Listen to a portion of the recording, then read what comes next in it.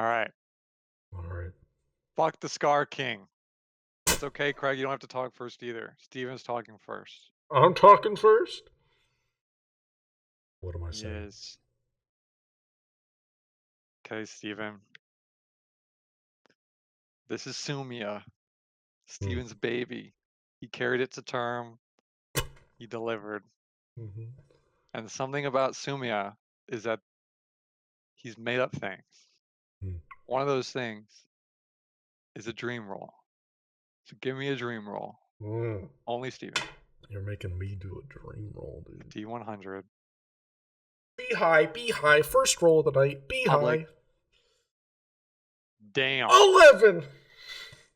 Holy shit. That was a D100? Wow, it was. Okay. I thought I would have rolled better for my first roll. That's okay. So you're dreaming. Okay. We don't know who you are yet, but we will.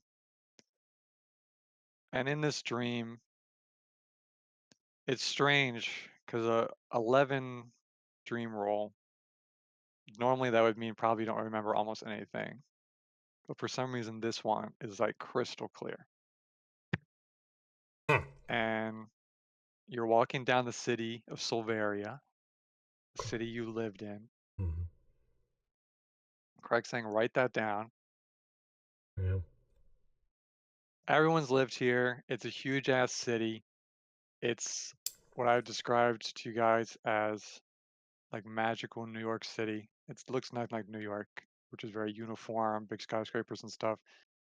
It's home to just all sorts of magic folk, non-magic folk, people of all sorts of different powers, rankings, class. It's like a culmination of all these peoples Mm. back in the day, which we are back in the day. In the You all past. know this is the 14th era of Vidana. Um, it's about 300 Earth years before when we normally play. In your dream, you're arriving to work, which is one of the three great libraries of Silveria. And Mm-hmm. these ain't just your normal libraries. These are like beacons in the city. There's three of them. They're huge. They're gigantic brass trees, but they're buildings. They're huge. They're just glowing. They're gold. Everybody can see them. People go to them all the time. Um, it's like the most perfect architectural feat. Would you work here? So you've seen it a million times. Mm. And there's Still like a gives me small chills. crowd in front of this place looking at someone who you recognize as Sim, Oh, the librarian, my love. a third order deity, which is pretty normal in this city for all of you, because third order deities, which you could equate similar to like demigods in like our real life that we know of in like Greek mythology, like they're definitely way more powerful than normal people, but it's not like it's like, God himself. There's hundreds of them, maybe even thousands of them in this city. They're all over the place back then. And Sim represents all knowledge within all the libraries in the world. And you would know that because she's your boss. Mm-hmm. Sorry, Craig. Sorry I said the bad word, boss. But, you know, you wait in line.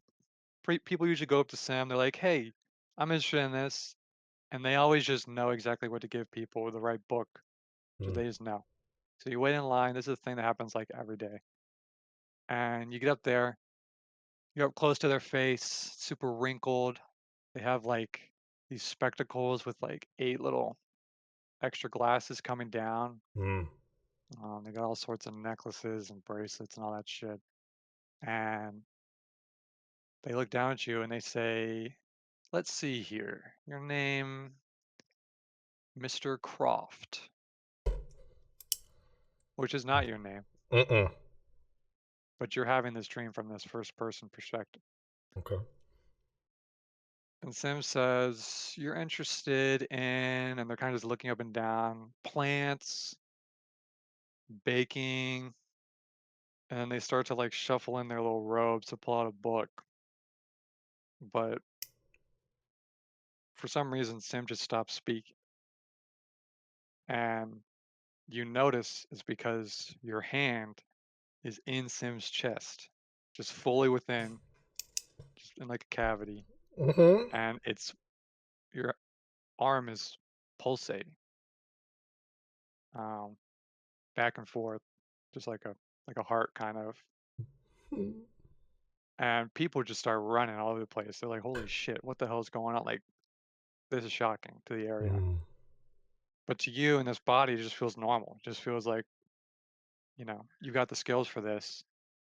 And Sim slumps over and falls down the steps, You're not not fucking moving. killing Sim. And you wake up. So please describe your character to everyone Probably, else. probably fucking sweating after this dream. Uh, my character is named Muss Ridgeback. He is a very old male gnome who is clean shaven, has very wispy white hair on top of his head. He's probably about 3 feet tall, but normally when he's 3 feet at height. But if he were to stand up straight, he'd probably be around 3.5 feet tall. But he is constantly hunched over. His upper back is arched forward. He wears a robe that is the Great Library robe. It's black with gold trimming. And after looking at him for a bit, you would notice that the robe on his back appears to kind of come up to a point along the center of his back at certain, intervals. And it would appear that his back appears to have a ridge within it, some kind of deformity of his spine that gives him the name Ridgeback, which he's quite proud of. But that is probably what he looks like. But You Muss wake up is to, sweating. yeah, you wake up immediately to see your assistant Gizmo, Oh. who is a very goth looking boy. Mm-hmm. Um, and he just thinks you're taking a nap and he just goes, "We got another one." And then what is your instant reaction to waking up and seeing this? Muss looks at Gizmo and he says, Gizmo, do you another one? What do you know where Sim is? Sim, do you Sim? know where he is? Like our boss? No. Yes, Someone yes. says she took off today, but I don't really care to Uh, ask much more. he says, "Oh, is there any window that I can see the front of the library where this dream took place? You Anywhere can see the around?" front of the library from your office, Okay. and looking out, you don't even need to roll. It's like normal. So it must be a dream, Yes. Yeah. you I know, was, I was. that happens. Muss is thinking in his head he was worried it was a vision or something. Uh, Yeah. but he's still quite worried. But he says, "Oh, I'm sorry for being so flustered. I didn't realize. I was just startled by you. I've been having bad dreams recently. But Oh, what do you okay. mean? What do you mean another one, my dear Gizmo?" It's, and he kind of says, like, the thing. And you would know recently Mm-hmm. there's been some reports of some disappearances of some Third Order deities around the city. That you and this small team in the library employed by Sam Mm-hmm. been kind of looking into it. So you kind of get from Gizmo's demeanor, like, hey, Mm-hmm. and he slides you a little piece of paper with an Mm. address on it. I And he's click. like, I you open it good? up. He says, Yes, I will be. I'll head there right away to do some investigating. Would you like to come along?" No, I don't really want to. Okay. Well, do Um, you know if Melanie would like to? Melanie doesn't want to come either, no. He says, "Oh well, I uh, already pl- asked her. thank you, Gizmo, for helping with that. I Sure. apologize for dozing off, but please, if you do see Sim, I would like to meet with them recently. Uh, Okay. just, or in the future, I just want to discuss something with them. I mean, I get off in 10, so if I see you in the next 10 minutes, I will. Oh, But well, yes. Just keep it in mind in case it's longer. They have their droughts of not being here. okay. Then Gizmo leaves, Mm-hmm. and then you head to Bro, the Gizmo fucking address. hates you, dude. He's Holy just like shit. that. He's just Holy he's shit. he's just edgy, dude. It's We will now switch perspectives, but first, now that we're all alright. in Foundry, there's something I want Mm-hmm. to test for everyone. Yes. So I'm going to test during this playing music, seeing if that works. Mm. Mm-hmm. So I have a I'll, stock track. I'll unmute Foundry. You don't even have to listen to it, it's optional. But I have a stock track I'm going to play, and you can change your audio controls so that whenever I actually do play it, it doesn't just blast the shit out of you. It's in the top right, the little music The icon, music and icon. then playlist slider in the user I'm going volume to play controls. something. Put that at 5% volume. Yeah. Okay, I'm going to hit play on The Warrior's Sorrow. Not hearing anything yet. I don't think I'm fully loaded in yet, so that I can't really answer. Yeah, I'm not hearing anything yet. I also see Zurin Dunes, but I'm not hearing anything from it. Is It there a also does. timer ticking? Is there a It, timer? it doesn't tell me. No, I see infinity out of infinity. Yeah, it's just loading. Okay. That happened to me. You just gotta leave it up. So I'll just leave this up, and you guys can edit it as we do this first part. And if you don't want to listen to the music, obviously just mute it. Um, so now switching perspectives. Let me put some players in here. Players in where? In this scene. Hmm. So Anders and is it Gian? How do you say it? Fleur? Gene. Jean? Gene, like very Gian, got it. Gene, yeah. Can you both see this Gian. place now? Yeah, I can Mhm. see, and I can see Mouse McGee as well. Don't worry about McGee. it. All right. So, as Muss arrives to the scene, there he is.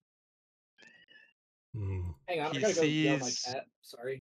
you're good. He sees this sight in front of him. Hmm. He sees, Okay, he sorry, sees, I'm here. no, you're totally good. He sees one of the city's many bridges. It's kind of cleared off. There's like a little crowd of people to the side, kind of watching. Hmm. And probably the most famous detective of this district, Mouse McGee, Hmm.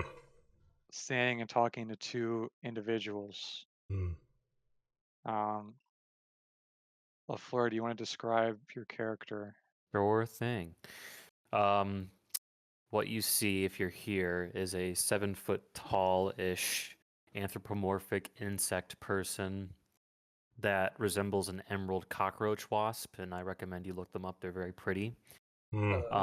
Standing on two legs. It has two main arms, and its second set of arms are much smaller and pressed up against the body. And I will I actually. hear the music. Yeah, it's Yeah. also really loud. How do I make this Turn it louder? down. It's So in the click on the top music right in thing in the top playlist. right, the music Yeah. note Okay, in the yeah. top right, and then you can edit sound. And you do the playlist slider. Yeah, the playlist slider. Do you see that? Yeah. And then Yep. edit it to like a reasonable volume. Okay, there we go. And then Let's yeah, keep see going. here. That's kind of the picture I drew. The head's a little. What the fuck? That got cut off. Anyway, the head's a little slimmer than that. But the point is, she's wearing like She? Turkish harem pants. They're She. very baggy, and they kind of end around her ankles. You can slightly see through them. I mean, it's just bug legs, but they're very baggy. It's like the main piece of clothing she wears. Across her chest is a strap that connects to a big bag on her back. And yeah, that's about it. Okay. So And he's 7 feet tall. yes.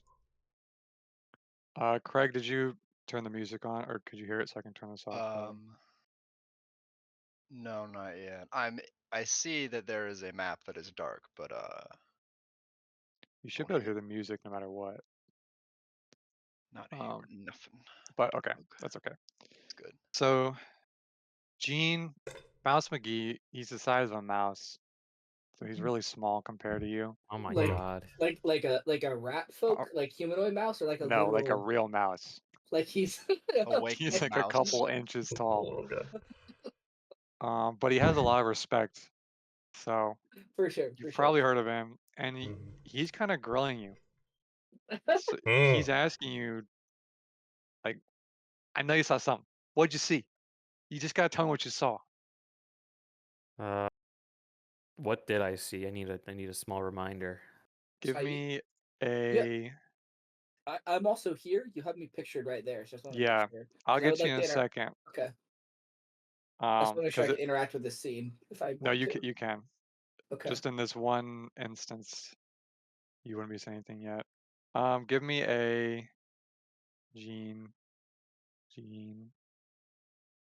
Let's just do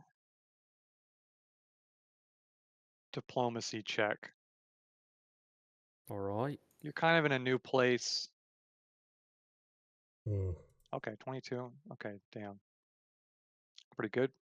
Okay.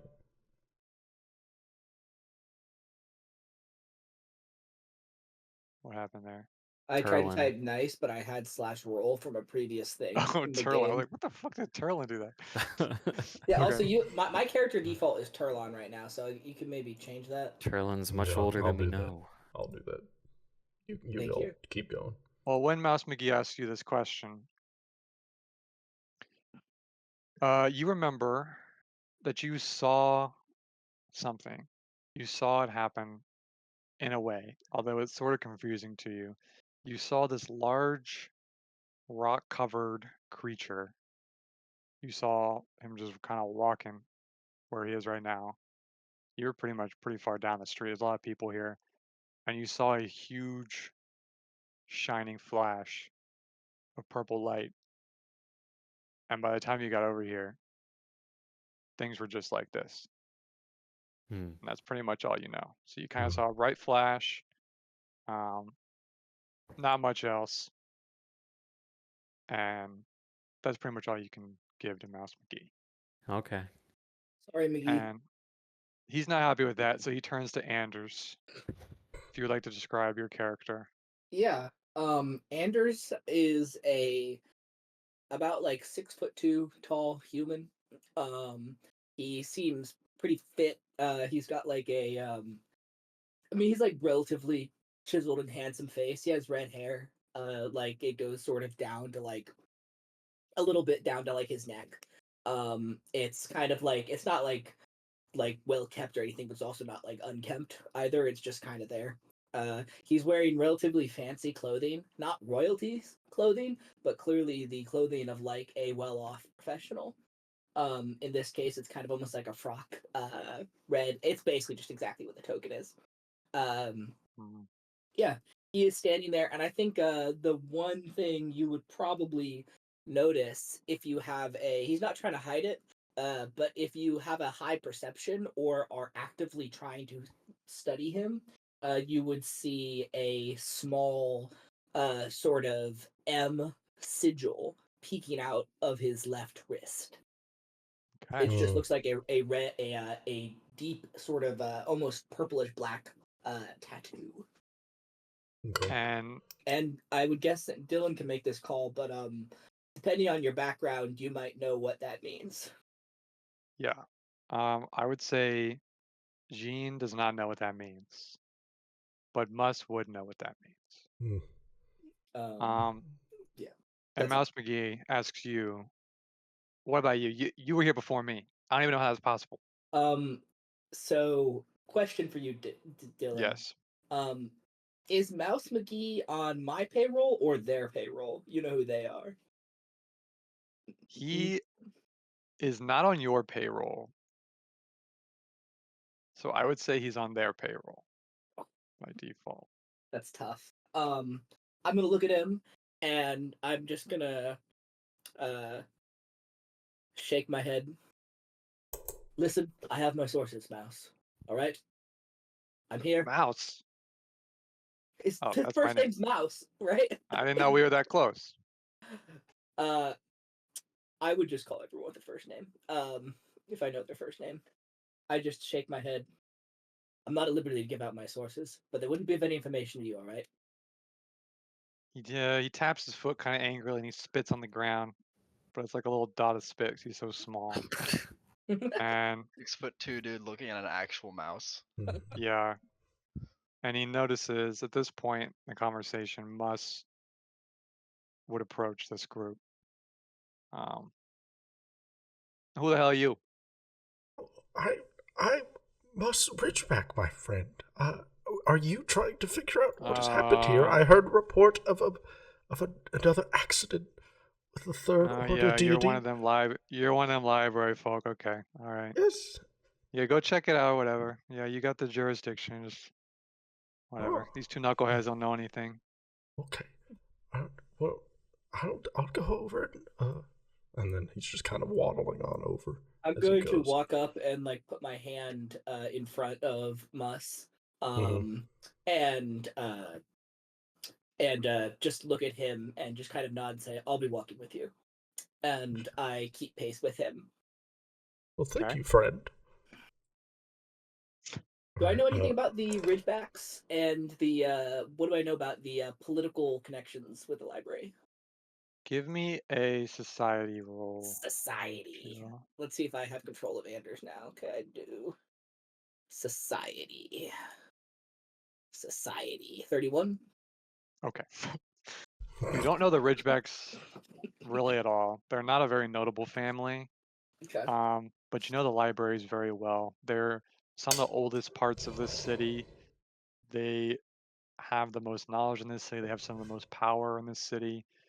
And you know pretty much if the Great Library has authorized someone to come investigate this, that there's like no chance of it being overturned. Like that is just like for some reason, if they have a vested interest in something, it will get done. It doesn't happen often.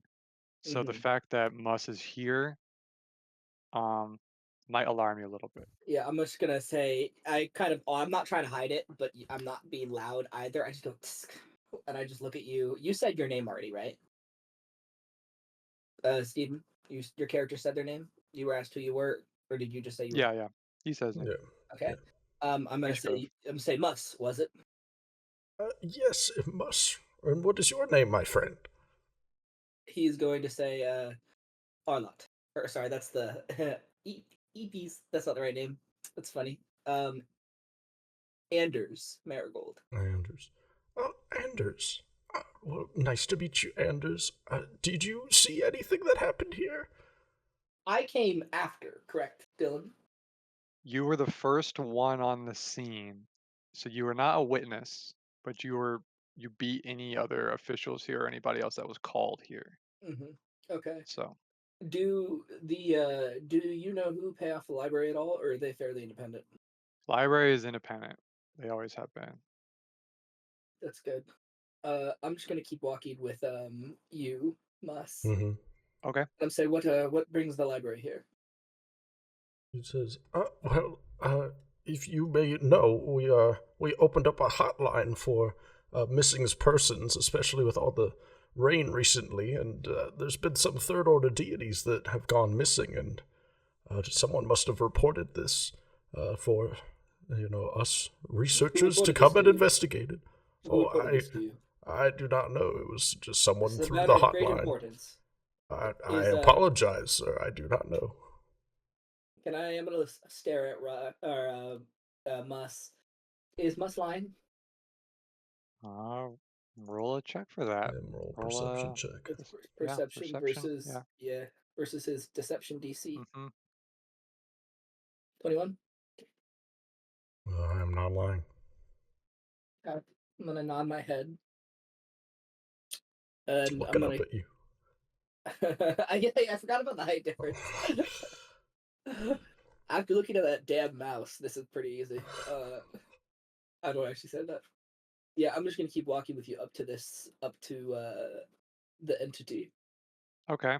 I'll tell you what the others would have seen before you got here, Mus, Okay. because it's a little different now. Mm-hmm. What they would have seen is this huge magma creature, um, kind of body entirely made of rock, probably like 8 feet tall. A lot of third order deities are kind of bigger than normal people. He just has a huge, just like just a chunk, just gone from him, and the rest of him is just laying here with magma sort of just spewing out Mm. from the hole. That's what they would have seen, which is all still true now. But Mm-hmm.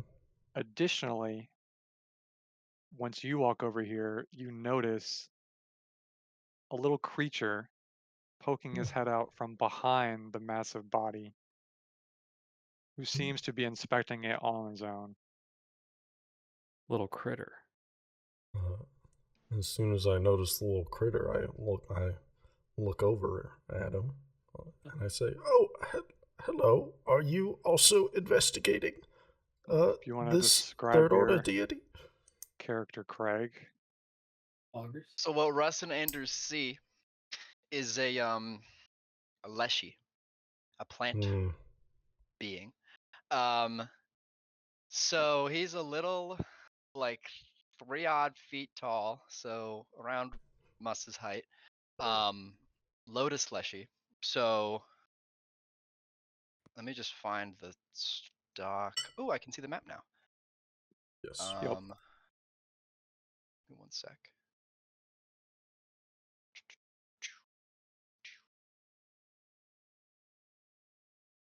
He looks like that. Only Wow. difference is the pink of the chest is like brown, like an autumn brown, and his arms and legs are green. Hmm. um, and yeah, he's just investigating. And what was it that Mus said? Am I? I said, are you also looking at this third order deity?" I mean, yeah, like that's what I'm doing. Like, yeah. Were you here when this happened to him? No, I was not. I'm not looking at Mus at all while I speak. I put my head in my hand and just start shaking it. Then why are you here? To investigate. Was that not clear? I'm looking at it. Are you with anyone, or are you doing this on your own? No, I'm here alone. Well, you can I'm gonna come like. and join us. We're looking at it as well. We're trying to figure out what happened to it. I'm gonna kind of look at like Mus almost with like a half scoff when he says us. And then I just put my hand on my head again, and I start pacing around in circles. Well, I mean, I'm surprised there aren't more. I mean, anything that can mark a third order deity is worth anyone's interest, right? That Moses nods along. That's very true. Yeah, That's see, very it is. scary. It's scary for Yes, it something to is. do this to a It's a third lot. order deity. It's very scary. Something very big, right? And Mouse McGee walks up because he feels like he thought he was just kind of like being cool, like, yeah, go look at it. But now you guys are all talking over here. Mm-hmm. And he's like, what am I missing? And he brings up a point to try and make himself seem a little more relevant. Mm-hmm. Well, he says, actually, this lady here actually saw it happen. Oh my god, Isn't a that right? mouse! Uh, Yeah, it's me. Wow. Mus Fucking- looks at you and says, "You saw it happen. What happened?" well, I wasn't sure if I was gonna mention it to all of you, but now that Mouse has brought it up, well, from what I remember, I saw a man, simply walking up. It was this fellow on the ground, this molten rock individual. And then out of nowhere, a man with glowing red veins just comes up to him and knocks him out in a single punch. Once the molten man was on the ground, the red glowing man stuck his hand into a hole he made in the body. I take a and, step forward and I just kind of look at you and I say, a human man. I cut you off. A human man did this. A human? I don't know. I can't really remember what the individual looked like. They could have been an elf. They could have been a half orc. I was But they were the size far of a away. human. About, yes. At least what I remember from. I take a step back and I just kind of look up at the sky. And after the molten man was knocked out and the hand was in his body, the red-veined individual just kind of glowed red. And after that, they ran off. Why didn't you tell me that earlier? I wasn't sure if you wanted other people to know or not, but I'm telling you now. Good I was instincts. gonna bring it up with you. Muss would like to think back in his mind and do a Third Order Deity lore check to see if he knows of any Third Order Deities that match that description, a size of a man with red veins. Any Third Order Deities. Yeah, give me a society check if you can. I Oh, no, like you the have a Third lore Order Deity check. check itself. There you go. Yeah. Society. Give me a Third Order Deity check. Bitch. 24. Sheesh. No. Red veins, that's pretty specific. Yeah. Third Order Deities are also pretty specific. It's like the library are like magma. And you know all these guys, so you would remember that. Honestly reminds you of your dream you just had more than anything else. Yes, yeah. Do I know who this Third Order Deity is? Based off that check, as I'm thinking about to roll again. Okay. This is Shortha. Shortha. Shorthades. Shorthades.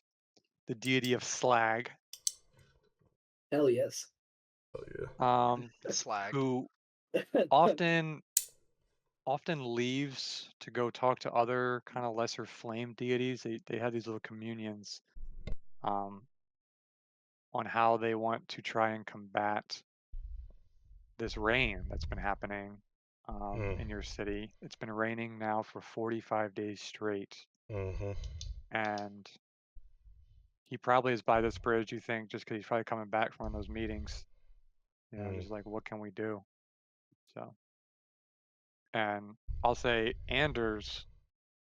Actually, does Must say this name or no? What he would do is,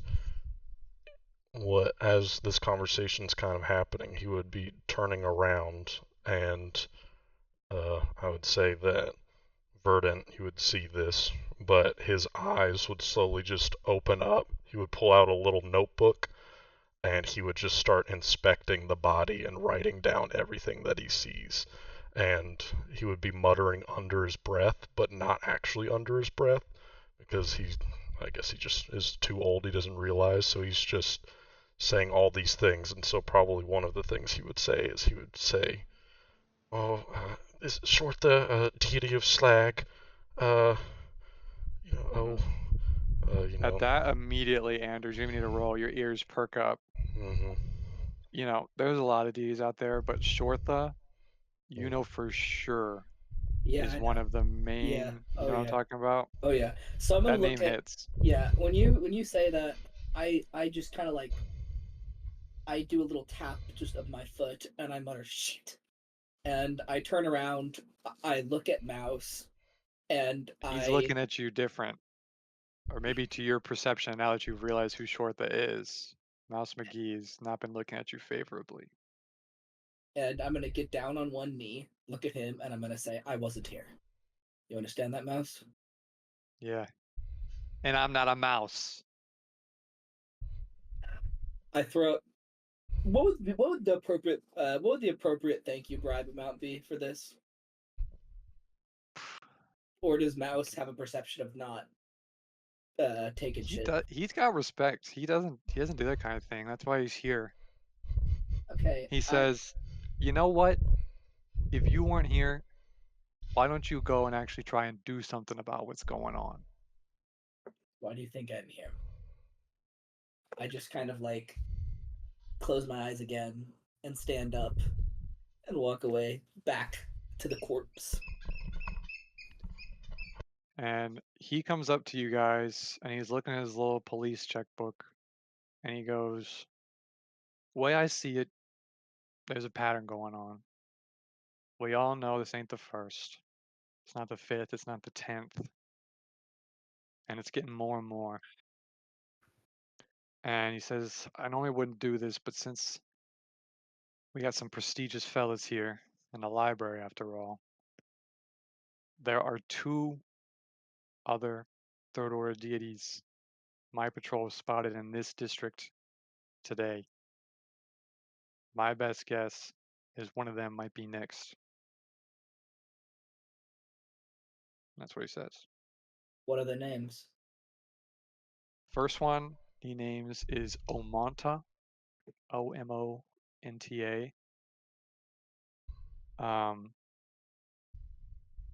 Heavily associated with the Marigold family. Omonta is. Long time, like generations. And the other is Pone, Poahn. And he says, I can give you the locations, but you only got time to go to one. And I'm just gonna look at you, and I'm look at Mouse. I'm say, "Where's Amonto?" And does anyone else have anything else to say What about? do I know? Does anyone know what who the marigolds are? What family that is? I would say you really don't, because you're kind of new here. Mm-hmm. I would say Mus and Verdant definitely do. Verdant and Mus, give me society rolls. I'm loving the name Verdant, by the way. It's his last name. Verdant Bloom is sick, dude. Hell yes. Society? Yeah. Jesus Christ. That's Holy fuck. crazy. He's cracked, dude. He's cracked. I got around Wish it. I I could got around. read. There we go. Damn. Holy Fog. shit. Oh, No, this is in character actually. Burst that one. Burst that one. So Gene kind of asks, like, Marigold family? Like trying to learn more. Mus The can what? say Mus can recite the entire family tree of the Marigold family, and Verdant does not know what the word I marigold even love is. marigolds. Yeah. They're really good. The They're a good flower. intelligence -1 is really sending me. That's what it is. Yeah. So, but Mus would be able to tell you that there's a lot of political families that run this city, but the Marigolds and the Arlots are 2 rival families that have always been around. They always have, their hands in everything. And this guy right here is a Marigold, who you have seen people like this on your travels. You just don't know the specific family. So you kind of get the vibe once they explain it to you. Hmm. I'm just kind of like quietly looking between the 3 of you as you discuss this. And without waiting for a conversation, I look to Mus. I look at him. You know a lot about these Third Order Deities? he says, it is a bit of my specialty, yes. All right, you're coming with me. And I'm going to look to Mouse again, and I'm going to say, Amonta, where? You sure? Because I'd probably leave that bald freak alone if I were you. But if you want to go You see know him, who I am, McGee. okay, all right. No funny business, please. And No funny business. he says Omanta's at Busan Park, Mm. which is like 3 blocks away, Mm-hmm. not far. You could walk there. What do I know about Omanta? Give me a Third Order Deity roll. They There's a just lot keep of on them. coming. They just keep on coming. 26. Okay. Sheesh. You know what he's mad about Omanta. He's bald. Okay. He's the god of force fields. So Hmm. you know that typically in recent days, honestly, because of the weather, it might have been changed, but he typically goes to places like parks, and he puts just a force field around it to protect everyone that enters, to kind of make it seem like a guaranteed safe space. Like, hey, I'm Mhm. watching over this park. I know there's a ton of people here, tons of things going on. He's kind of in like retirement mode. Hmm. So What that's about kind of what he's Poan? up to. Whoop! I didn't want to roll Sheesh. that. Well, it's a nat 20, so Nice. We'll use it next time. what's Poan all about?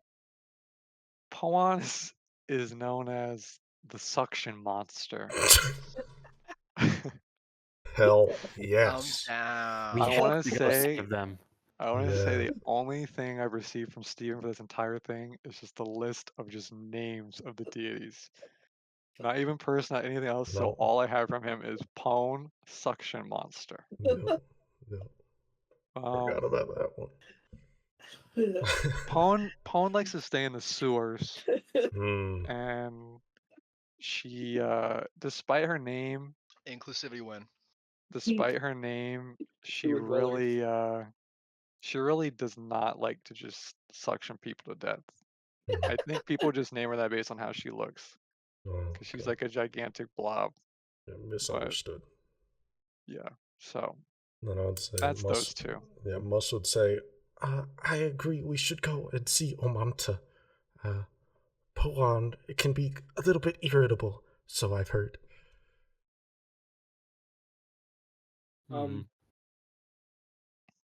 What do the other two think about that? Is it currently raining Yes, it here has in been this area? raining for 45 days Okay, everywhere cool. in the city. Cool. I am just kind of like sliding along on the wet bricks of the road towards the park where Omanta is. Okay, Already gone. there goes Verdant Like, Bloom. cool. Okay. That's that. I'm gonna look Say- to Viet. Sorry, it's Jan. Jian. Yeah. I'm gonna look at Jan. Come with us too. I don't want this to get out of control. Okay. But I have one last question. It's not for you. I look towards Mouse McGee and I say, if you're not a mouse, then what are you? I'm sorry to be rude. I am a mouse. I was just trying to win an argument. Okay. You Hey, confused my me. favorite but new character I'll is accept Mouse your McGee. answer. And I say, I'll happily come along. Mouse McGee is top tier for All right. sure. Instant top 5. I'll switch Must I- scenes. Let me see. Now that Craig, maybe he had to be in to hear the music while I switch scenes. Tell me if you can Oh. hear it now. Hold on, let me. It did Oh. stop for me, I will say. I turned Yeah, it off. that's Yeah, I control it. Okay. I'm in control. Oh yes, now I can hear. Just turn okay, it so you down have to to be a in the scene. manageable. The playlists, the bar. Also, these Oreos, sorry, while we're switching, you're very, very tasty. However, they have popping candy in them. Mm, So my Oh, entire wow. mouth is fizzling right now. that sounds Wow. weird mixed with chocolate. Yeah, I kind of don't like it, but also I'm about to have another one. So Skating away. Oh, yeah. Sugar. Okay, Oh, Craig, you shit, get on we're on. music. Yep. Okay, let's Alright, switch. off to the fucking park. Here we go. Alright. Oh, shit. See how long it takes me to load into this one. Look at this motherfucker. Yeah, let's let everybody load in. Tell when everyone's in. when you say skating, do you mean you're just fucking like sliding, or like you actually like? Yeah, if the ice stones skate? are wet enough, it's like I'm ice skating, but I'm just I'm kind of loaded. like going along. Bro's full Okay, of everyone's here. whimsy. Yeah. I'm just pissed. Love Looking it. for Our hands behind my back, just kind of skating along, having fun with it. Anybody got anything to say or do as you walk to this place or you walk up to the park? Oh, I'm walking in, baby. I'm like feeling I'm almost trying to like. You can't walk in, it's a force field. It's a force. Walk back out. I'm trying to like almost like catch up with Verdant. As was it he? Yes. As he skates with whimsy. I'm gonna look I as also we're have walking a though. fuck off like size of my body like rapier on my belt. By the way, That's terrifying. I should mention that. Yeah, I have like a very perfectly polished sword with a like oak Vanguard on it. Is it fuck off Gleaming big for steel. Leshy or fuck off big for all creatures? I'm 3 feet tall, so it's like a normal humanoid sized That's wild. thing, but it's also Mhm. rather big on my small frame. So Right. Yeah. I do have that. I'm walking. What I will do is I will look to Jen, and I will say, "What were you doing in the area?" Oh, I'm traveling through. I'm on my Belka. If you know What's what a- that is. Do I know what that is? You don't even need a roll. Okay. To explain it briefly, it's a rite of passage in my tribe, and I'm simply just traveling to learn about the world as much as I'm trying to learn about myself. So I'm gonna kind of squint at you for a second, and I'll nod my head. Well met. And I will turn to the other two, and I will try to stop, not like physically stop, but like beckon over Verdant to stop his skating for a moment to talk to him Bro, and I'm walk. done. I'm done. Uh, I'm at the park right now. He's at the And- park. I'm like leaning against the force field, like doing this. I was trying to just have this looking in. conversation, I was trying to have this conversation on the walk.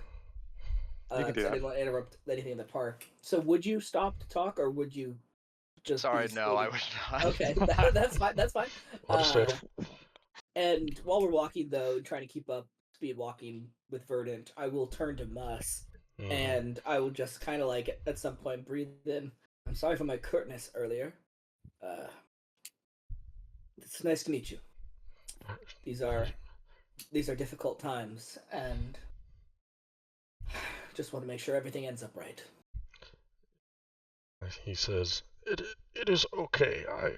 I have had to talk to a lot of people and try and calm them down, as everyone is quite worried about all of this weather and these disappearances. But I think we're on the right track if we can start saving some and get ahead of whatever this thing is." And he's just having a little flashback in his head about the dream he had this just not too long ago.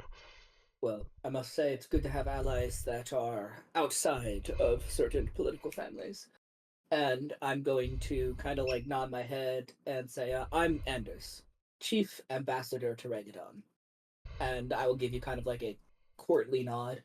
And I turn it to both of you. And then I will say, I have expectations to uphold. And I just sort of speed up my walk to catch up with Verdant as we arrive at the force field. I would say You know, you can say something. I would say to Jian, because I am not very fast. I would say to Jian, I'd say, I heard you have a tribe. I love learning all about new things. Where is your tribe? Is it far from here? Do you have to go on a long journey? There's no set course, but did we ever determine which like name of the desert like it's in? We If there didn't, is one. but I'll give you it right now. All right. The Welsin Desert. Welsin. Welcin. W Desert. The W Desert. W desert. Yes, I love telling people about where I'm from.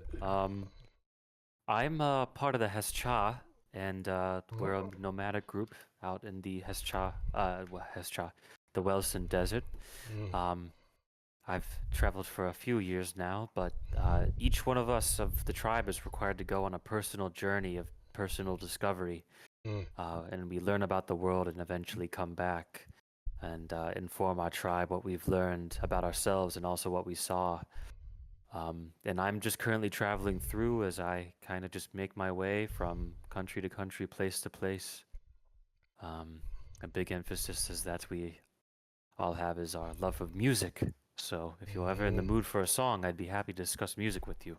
Oh, I love old tunes. Some of them are quite old, I know that, but I do love all music.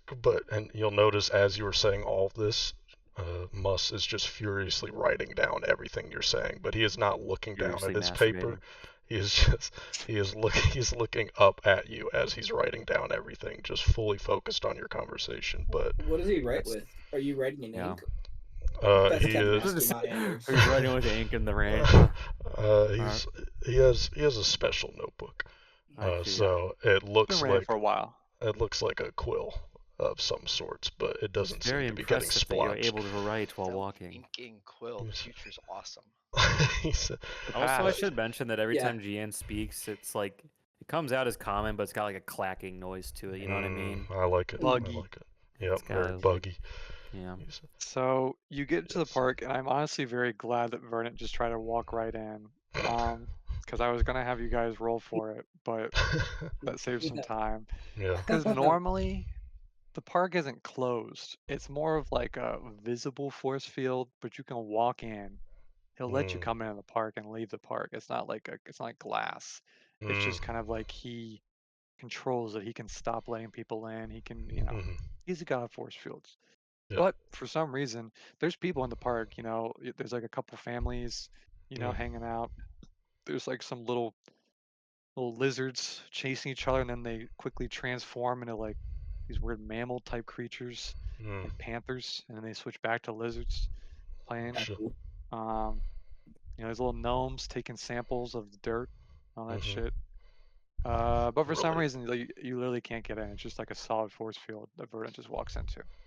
I like walk into it, and then I'm like on my tiptoes, leaning against it, my face pressed against it, like looking through a window, just Mhm. kind of like looking in. I'm Mhm. like, hello? Are you looking for anything, or just I'm looking for a bald guy, but they all look the same to me, so I don't know. give me a perception check? Let's see what Verdant sees. Yeah.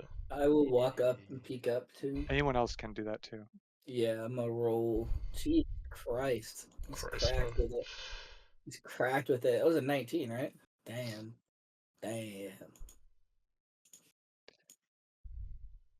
Bop. Second crit fail. Damn. Damn. 17. Dude, with Mus crit Mus is is kind of just writing. He's not really Yeah. looking. He's still Yeah, finishing. he's looking all around him. I would say all these are pretty good. GN and Verdant, especially, it's weird. You can see Olmanta in there. He's sitting in front of this huge fountain. He's kind of just sitting, kind of like a foot off the ground, cross-legged. He's got, big flowing purple robes. Clearly just this bald dude. No one else in here is bald. He's very easy to point out. Mm. But for some reason, it's like a real shield. Like even the rain on the top of it, he's not even letting through. Mhm. And you can feel a slight breeze coming and going from the front, which seems to be him cycling the air in and out of this force field. So that is to say, he is like heavily regulating this, and it's Mhm. really weird for what this should be, which is just a park. Mhm. Do I ever know? Has he ever done this before? No, not that any of you guys have ever seen. Can I come in? Dunk, dunk, dunk. Knock on it. He Are you Almanta? immediately, I'm gonna say, yes, that's Amanta. you hear in your head, Verdant, Mm. no, Why? leave. Why? I can't risk it. Risk what? Look, I kill thugs. Like we're fine. I'm And not the a others- bad guy. The others see you talking, but they don't hear who you're talking to. Mhm. I'm unconcerned. I'm unbothered. Mhm. I'm Yeah. not a bad guy. Like, do you know who I am? Like, I help people. I want to help you. I'm gonna look down to Verdant and I'll say, let me see if I can get him to let you in. And I'm going to look Alright, up a little more casually through the force field, and I'm gonna say, Amanta, what is this? You kind of hear, he kind of now is in all of your heads once he realized who just talked to him. And he goes, Master Anders, but I'm so sorry.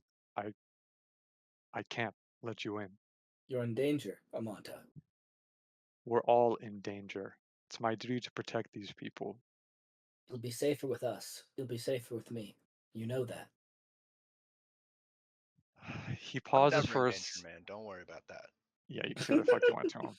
He's only talking to Anders, even if Verdant keeps chiming in, or if anyone else says I don't know anything. what his deal is with me, but like whatever, I guess. God. I love Verdant already.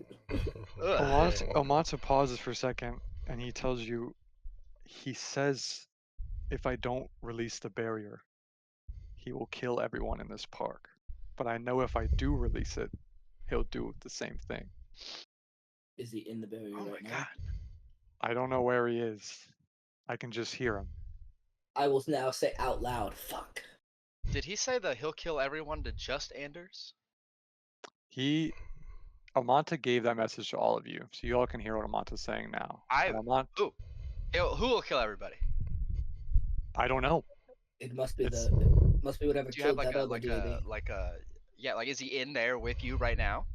All I know is he's not in here. I expanded Oh, my okay. field like in a 10, 20 mile radius, and you guys would know anything within his field he can just completely see. And he's like, nothing. He's like, I don't know who this is, but for some reason it makes my heart race. How long can you hold out? As long as it takes. This is my duty. I'll look at him and say, stay strong. He says, And I'm gonna look to Verdant. Oh, I'll shut up. no, you're good. I do You look can to say what- Verdant and I just say, he's not gonna let us in. There's nothing we can do to change Suck. that. King sucks. Okay, that's fine. He's not in there anyway. I don't really care. Good luck. Which He means he's says, killing "Thank you." Poen right now. And in the middle of him saying thank you, Mm. he just cuts off. God damn it, man. Can I see him Is through the it portal? is it very You can see similar? him. Is it You're very kinda too far similar awa- to is it what, very Steven? similar to the cutoff that Sim did in my dream? Where she In a suddenly way. stops talking. Yeah, he's just in the middle of a sentence, just Hmm. and and you can now start to hear rain fall through the force field Hmm. into we the go. park in I'm front gonna of you. walk. I'm gonna try to walk through. Yeah. Yeah, you can walk right through. Fuck. That's Anders, not me. Mhm. I'm gonna break out into a run, like a full up sprint. Hmm. All right. Rapier Yeah. drawn, sprinting forwards. I am so excited. Yeah. Yippee. I'm so hyped. Mus looks worried. Looks at Jian and is like, looks over. What are you doing, Jian? I'm looking back at you and just kind of looking at them rushing forward and just Mhm. kind of like cautiously step through the barrier as Yeah. It'll well. be safer with I us, agree. Jen. Yeah, same Loot, thing. not Just loot. slowly walking through. Flute drawn. Ooh. Okay. Oh, fuck Where do you- off. Do you guys just run up to? Yeah, I'm running right up to Amanta. Yes, baby. Actually, what I do is I'm not gonna check on him. I don't really care. He's probably already dead. I do want to Okay. look around to see if he was perhaps shot by anything, any projectile. That's good. So I'd say you both, Anders and Verdant, run up. Mhm. Verdant scopes out the scene to look for that kind of stuff first. So give me a perception check, Verdant, and then we'll get to Anders, Dee-dee-dee. who I will assume will actually look at Amanta himself. Oh yeah, that is true. So you Oh, can do yeah. a perception check for that too. Damn. Okay, here we go. Here we go. 33. Once again. No sign of anything entering the force field that you can find. There's no shrapnel, there's no smoke, there's no arrows, there's no light. And then Anders, what are you looking for, if anything? I'm just looking for Amanta and any to see if he is safe. If there's anything actively threatening him right now. You go up to Amanta. He's where he was, but his body is sort of laying backward in the air. In the air? In the air. Typically, like I said, he sits like a foot off the ground. He's got these force fields that he kind of just sits on, moves around.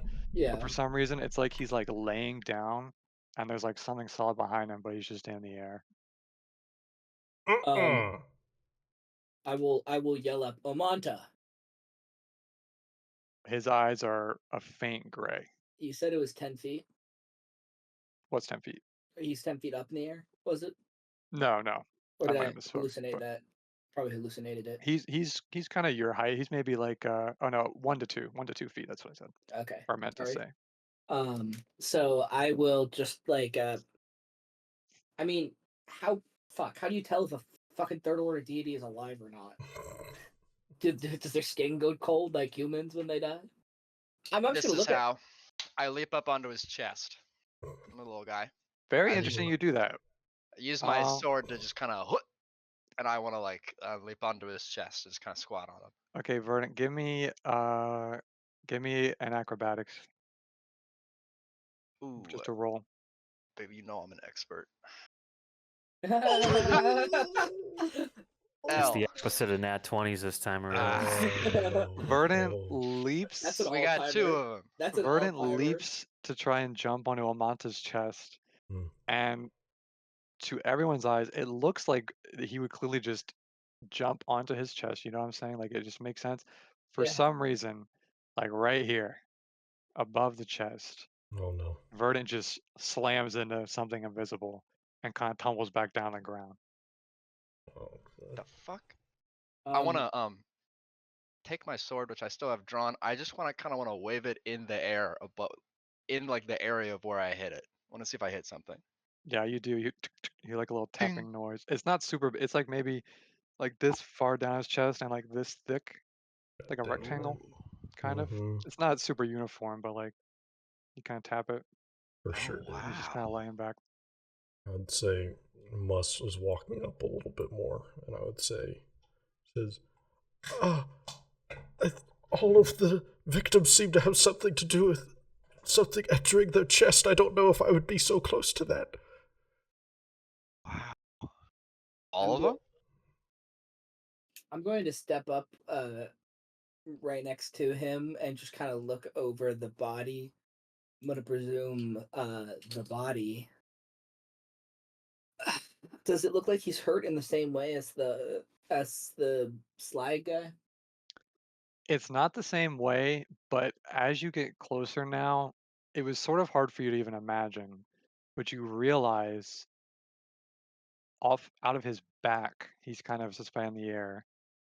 His blood from his body is just kind of sliding down an invisible surface and then dripping onto the ground, as if he's been impaled by Invisible something you thing. can't see. Okay. I'm going to put a hand on his cheek, I guess. And anyone who, I'm not going to try and hide it, so anyone with a not awful perception would notice the M on my left wrist start to glow a amber red as I cast mind reading on Omanta. Okay. Presuming in his dying moments. So I make a he has to make a will saving throw unless he's choosing to fail it. Okay. I will say, upon touching him to initiate this, you realize he is still barely alive, and he chooses to let you do this.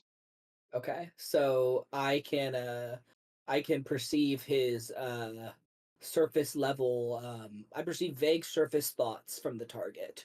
Okay.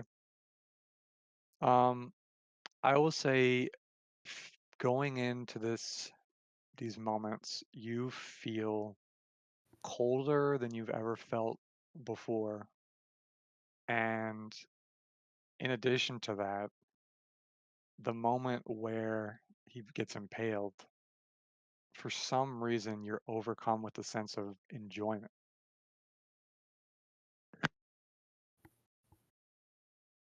And that's what you glean from that. Huh. Okay. I'm gonna take my hand off of him, and then the amber red glow dissipates. And then I'm gonna like turn back. Kind of, you can see for the first time a little bit of genuine fear in my eyes as I relay that surface level thought he just had to all of you, not bothering to explain how I know. And we'll add a little more here. You stop this spell, but that feeling doesn't go away. It's still as if you're still in that moment. And as you turn to look at the group, you notice a man standing right behind GN who puts his hand on her shoulder. He's Do I, right Fucking behind me, do I isn't get a he? chance? Do I get a chance to react? I just want to yell something. Yeah. I would just yell, "Get down, Jan," and start to run towards you. Mm, Gian, I'll give you one reaction. You feel a hand on your shoulder. This would be let's like a see. instinctual reaction, if any. Instinctual reaction. Yeah, like it wouldn't be something that you would have time to think about to plan to do. Like you just get like Oh, you just feel like somebody. I just kind of like step forward and spin around as I'm doing that. Okay, yeah, you can definitely do that. As you do that, you see all of you. You can't move anymore. Once you see this person, everything locks up. You can't move. Even if you rolled 5 nat 20s in a row, it's not going to happen. It's just pure, like innate reflexes within your body, like instincts telling you, like, I cannot move right now. Ugh. But you can see. And it's just a guy. He just looks like a guy. He's wearing like a white and black pinstripe suit. He's got, black hair, slicked back, pretty pale skin. And out of the corner of your eyes, could Gian and Must give me perception checks? Because you're closer to the entrance of the park. Sure thing, God. I thought the same thing, Kevin. That's exactly what I was thinking. Also, another nat 1, I think. Honestly, not a far far. Came with Yeah. Rick from the start. Another Big. nat 1. Another And a nat think. one. I'm Big. thinking I'm a little freighted right now. Yeah, Must can't tell shit. Gian, you notice out of the corner of your eyes, because you've got crazy bug eyes. In a Hell good way. yes. Everyone else in the park is also frozen. No one's moving. And in fact, you're facing the street, and no one in the street is moving either. Like, it's not just you guys. Now, from their expressions on their face, like, do they look like they're frozen just in time, or do they look like they've been touched in freeze tag and they can't move around and they're straining not to move? It looks like that. It doesn't Okay. look like it's been like a time freeze. It looks like everyone's feeling a similar thing of like this overwhelming survival instinct of, I'm so afraid I can't move. No. I'm living in fear. But this guy's still walking up to you, and as he does, he takes out just a simple, just like a knife, like a normal knife, and he just pushes it into his chest and into his leg and his arms just as he's walking to you guys, and it makes this sort of weird pattern in his suit, kind of like Rorschach, like in a Watchmen movie, where it's like these wounds all over him keep like appearing, and like blood starts, red starts seeping in, and then they sort of close. And it's just like this weird, like constant motion of color.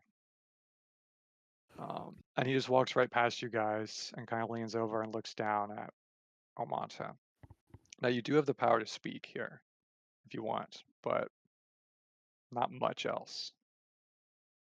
So does anyone want to try and say anything in that moment where he walks past you? If not, that's fine. I'm right up against Omanta, so I'm gonna, right when he's by me, I'm just gonna say, "Who are you?" He kind of smiles at that, and he says, "Now that's impressive. I don't know when the last time someone addressed me directly was." And he asks, "Who are you?" I will look at him. I will say, Anders Marigold. I say more. I have to pull up the name because I always forget it. I say, Yeah, you're good. Anders Marigold, Chief Ambassador to Regadon, great-great-grandson of the great Lyra Marigold. And I'm just He going to stare says, daggers at him. he kind of nods, like he kind of has like an inside joke with himself. You don't really get what's funny, but you Bro's find geeking. something funny. Hmm? Yeah. He goes, "Well, Anders, you've sort of found yourself in the middle of a web that's been spun long before any of those great great grandfathers were even specs. So it would be helpful if you just remain where you are." And you can see him sort of pull the knife back out in his hand and look towards Omanta like he's gonna finish the job. Um, Mm. I like can I spit at his feet? Spit. Yeah. I want to need a roll to see if you can. Spit check, spit check, spit check. Just do a D20 spit check. If we get high up, 15. Okay. I'll say it's not like what you could do normally, but he definitely gets it. Like, and he stops full out in his tracks. He's like baffled at this, and he's still smiling. Um, and he looks at you guys. He looks at Verdant up and down. He looks at Gian up and down, Mus, and he says, there was a time where just the sight of me would stop, the strongest warrior dead in their tracks. And the fact that I'm reduced to this, sitting here around with the likes of you, is honestly insulting. And I hate it. And that's okay, though, because I'm the only one that has the power to actually do something about it. And he motions back to Omanta and he says, "You know my name, don't you?" And Omanta, who just barely is clinging on to life, eyes wide, he sputters out just one word, one name, um, and that name is Kosa. Oh! Steven shit himself. Is that a nuclear bomb Kosa moment, or is that just a standard Kosa moment? Nuclear bomb is in what happened in our campaign? Yes. No. He says it with the fear in his eyes that he thought that might happen. But he says the word Kosa Yes. and Yes. nothing happens. And the man himself looks up and he smiles super big and he goes, "You hear that? Nothing happened." And then he looks back at Anders and he says, "Say it. Say my name." Oh my Walter White moment. god. How you say? I I'm didn't sorry. even plan that, but it's funny.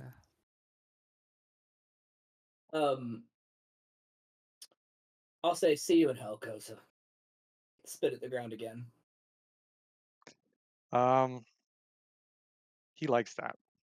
He chuckles a little bit, but he doesn't acknowledge it. He walks over to Verdant, kind of past, Anders, I'm and he so looks down at him and he says, "And what of you? Do you know who I am?" at me. Do I? Yep. Probably not. Give me a society check. Maybe you hang Society. out with the gnome a lot. Maybe. Who fucking knows, brother? Society +7, untrained. Nice. Ooh. You know Kosa. There's 4 names that are more powerful than any name. You're in the era of Vidana. You all can say the word Vidana, you can say the date, but you all know innately in you, if you say any of these other terms, terrible, terrible, terrible things will happen. Until now, for some reason. So you definitely know of that, but you don't honestly give a fuck about it. That actually I'd say because I heard him say the name and nothing bad happened. That's why I'm like, oh, Hmm. this is it. Yeah. And he kind of takes note of your character, your glee at this, and he walks up to Gian and he says, "And what have they told you of me from your land?" Hmm. I'm not really familiar with any of you. Yeah, you wouldn't really know anything. Just Dylan speaking. Yeah. You wouldn't know. You wouldn't know. Um, you're not kind of entrenched in these politics, but your tribe does have a name for him that as soon as he said Kosa, it sort of triggered in your head, this is the same being, and that is the End Walker. So you sort of get the impression he's got a lot of names, Hmm. but your tribe has known him as the End Walker. But and then I say that, but Mhm. are you the Endwalker? And ask him that. He literally uh, seems so joyous that you say that name. Like, he's like, honestly, like just his demeanor. It's like he was honestly shocked that you called him by that one. You got the deep cut. Yeah, he literally. Oh, sorry, that's one of the other tricks. He got the deep cut, and he kind of just gives like a little like happy point to you, like I'll be interested in what you got to bring here. And then for Mus, he has a little bit of a different question, Hmm. and he says, "You're obviously of the library. Um, I can tell as much. Can you tell me what the date is?" And I'll tell you right now, you can't tell him what the date is. I say, I, I, I can't. But why did you kill Sim? He goes, "Probably, yeah. Um,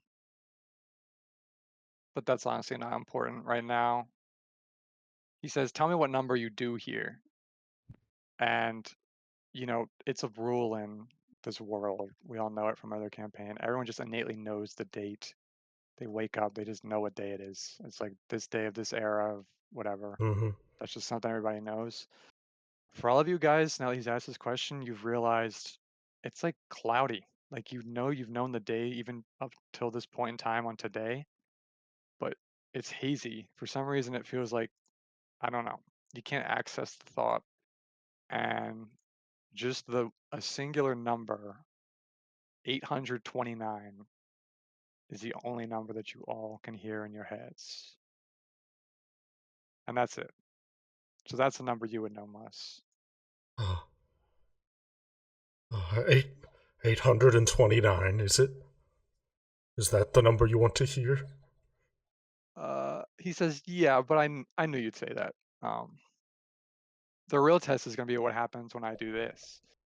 And he walks back over to Omanta and just stabs the knife right through his throat. Mm. And immediately, you all, if you try and access that number, it is now decreased by 1 in your heads. And you all can recognize this fact. And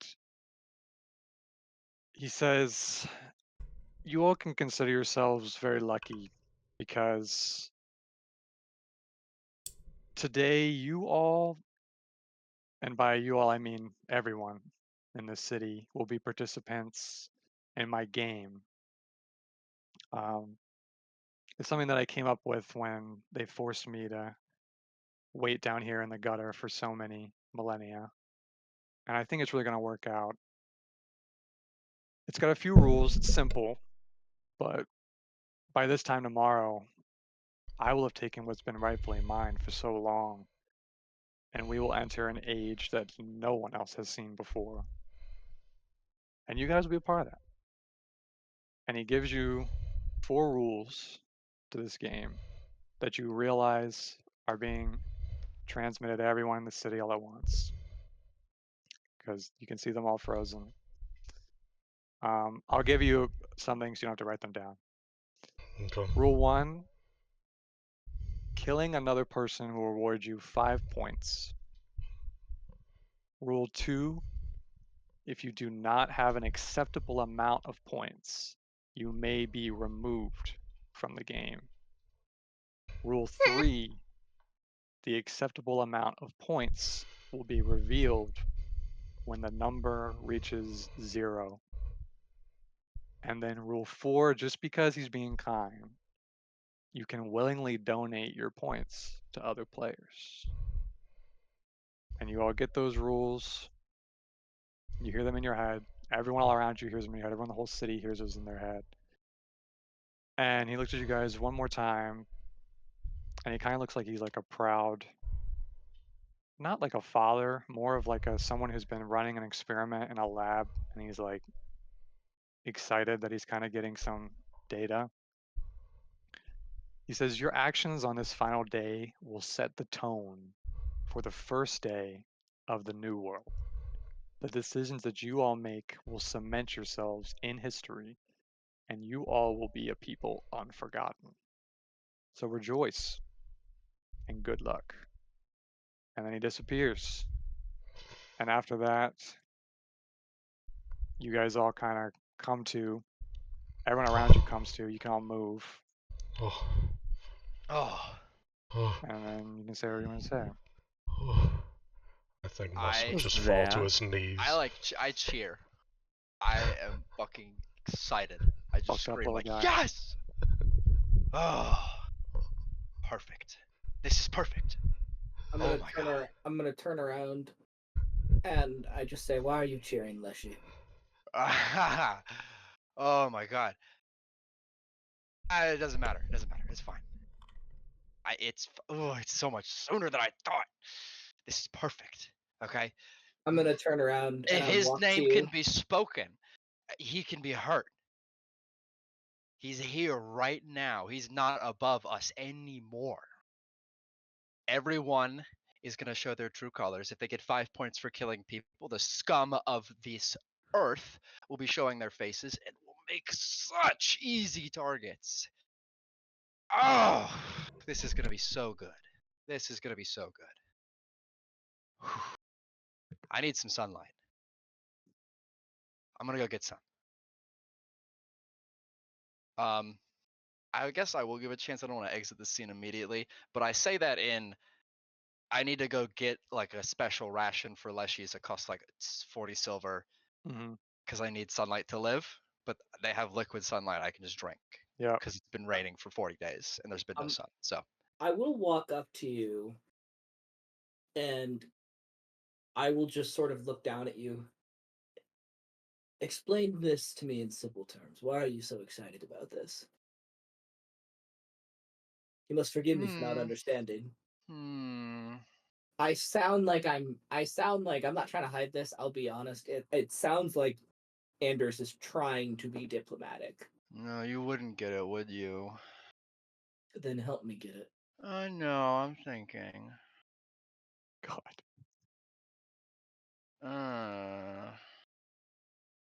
All right. Do you look familiar? I think so. Anyway, What do you mean by that? I don't. You look. Do you not know the words? Do you look familiar? I don't know. I don't think you do. You might. Do I look familiar to you? I don't think so. Then no, I don't. Yeah, you don't. Let's see.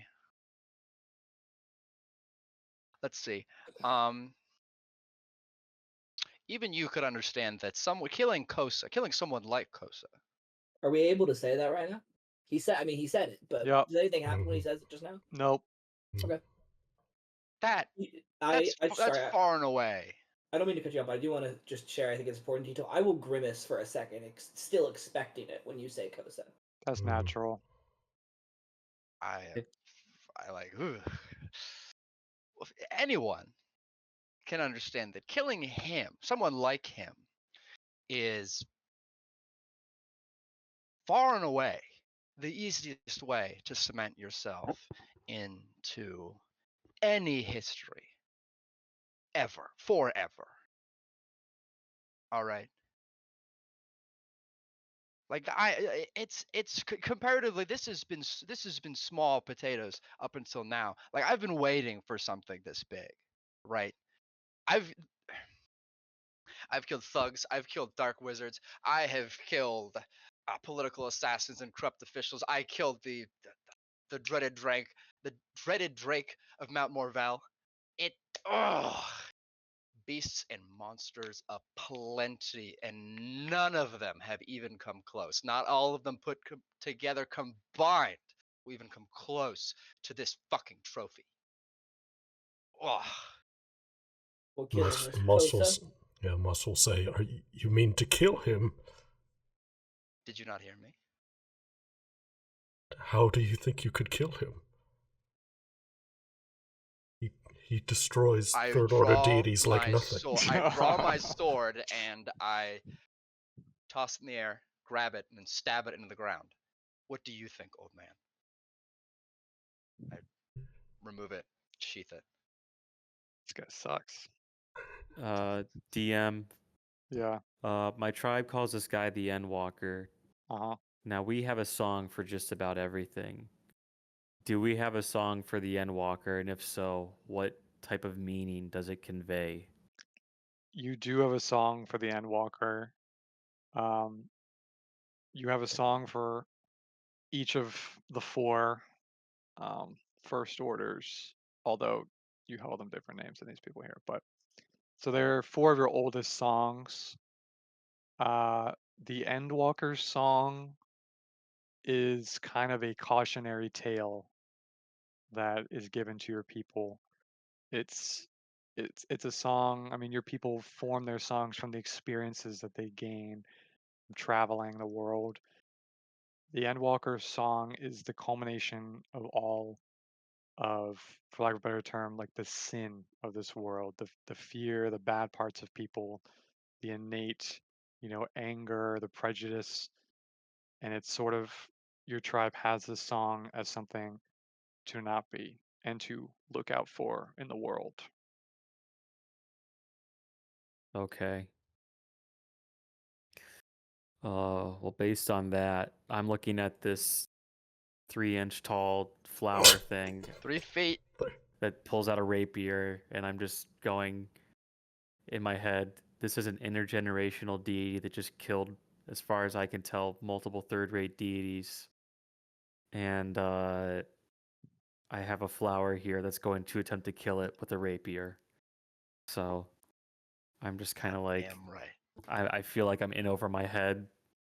Last night I was playing in a tavern, and now I'm trying to solve a. Yeah.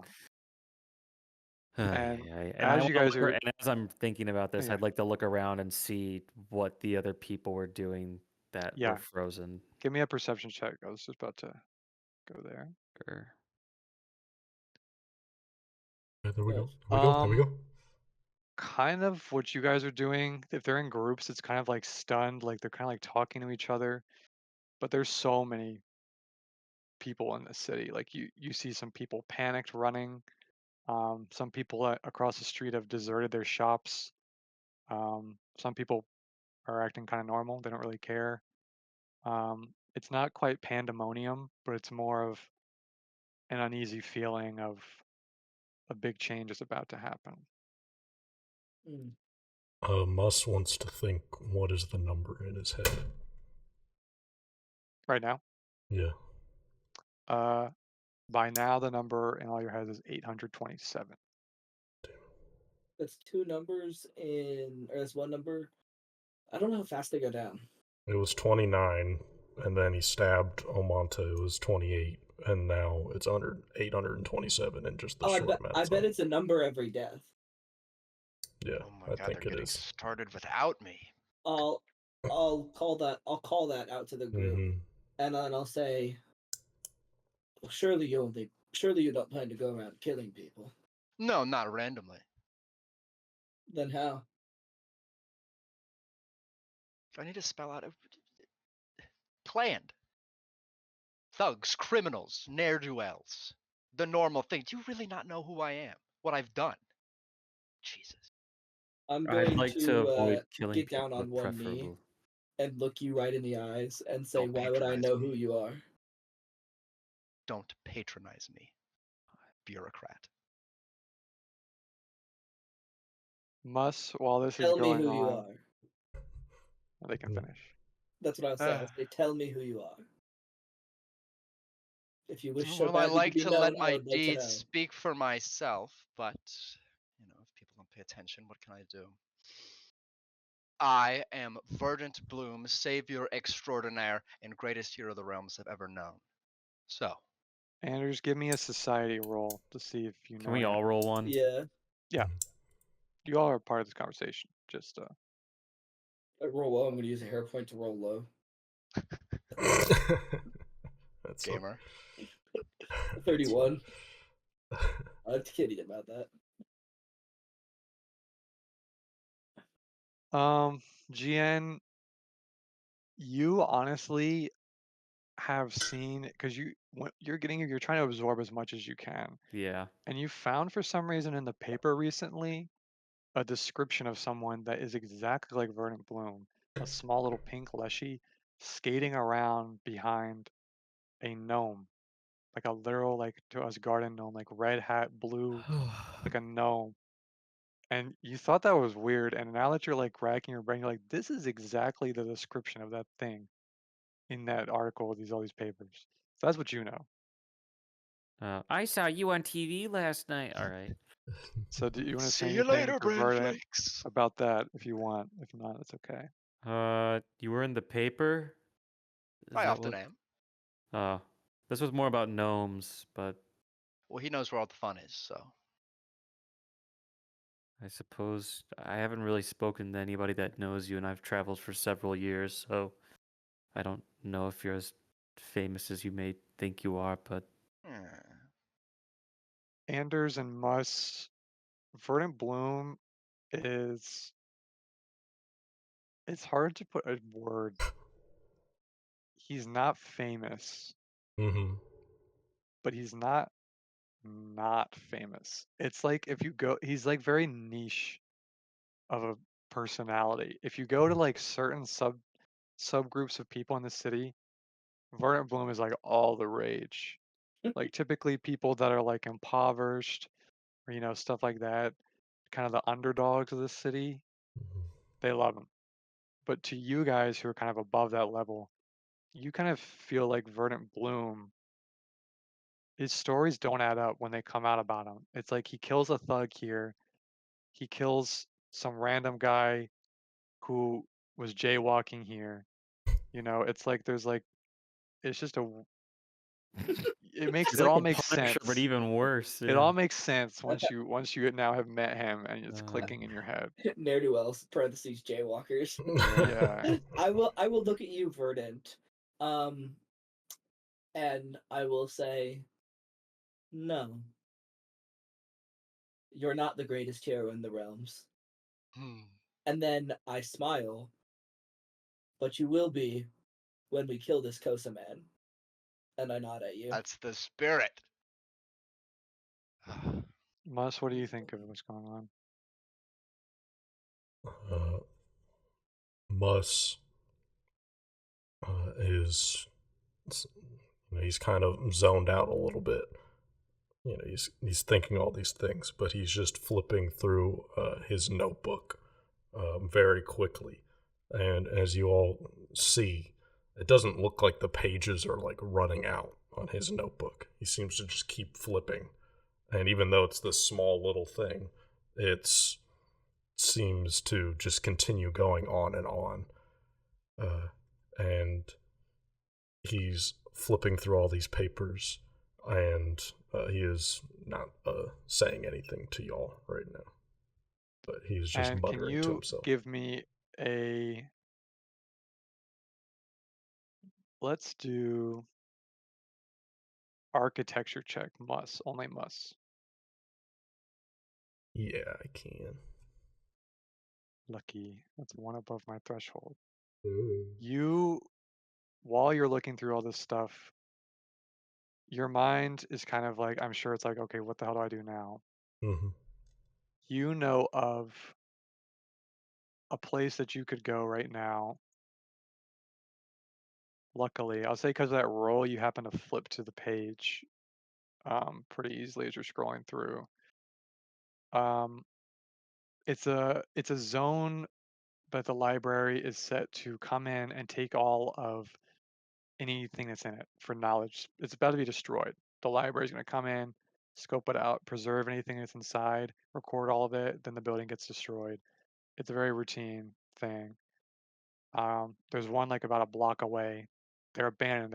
They're zoned down, but you know it's in the plans to be visited sometime in the next week. Um, so you do know of that. Is there anything else you're looking for in your paper?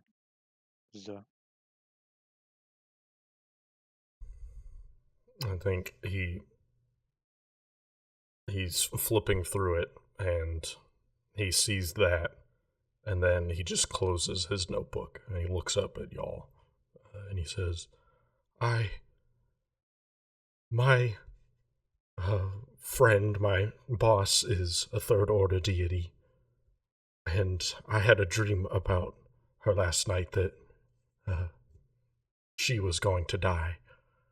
I fear for her life, but I don't know if there's anything we can do about it.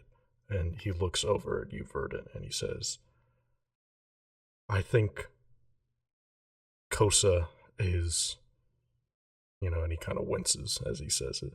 Kosa is way too powerful for us to defeat just us four. But I think if we get the help of some Third Order deities, he seems to be hunting them. And his third rule was as soon as that number gets to 0, then the point count is revealed.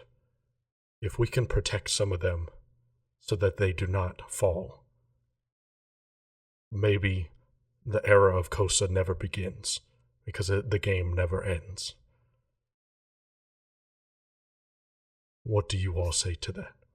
What's the number at? What's the Right number now, 827 still. Hmm. How You guys many haven't been talking that long. how many Third Order deities are there? There's at least 1,000 that you guys know of in this city alone. At the Okay. start of this, I'll look to you and I will nod. I'll say strength in numbers, yes. okay. What do you all propose to do? Does anyone want to take anyone anywhere? Do you guys want to go somewhere? We need to get out of here quickly, I'll say, because we don't know what sort of people are out right now who want to get their kill count up. Yeah. Jan, you should come with us. You'll be safer. I agree. I'll stick with you for the meantime. And I'll look to the two of you. Verdant, do you have any allies in the city? Do I, Mr. DM, You kind of hang around the gnome as your main ally, and he my boy? does not acknowledge you much. He just skates No, around. he You does kind of not. follow him. So if he shows up, Do you have a but sidekick? No. Ugh. Also, I was curious. Did Endwalker say whether or not this game, what's the area of effect? Is it just the city or is it everywhere? he said all of you, and by that I mean all of you within this city. So Okay.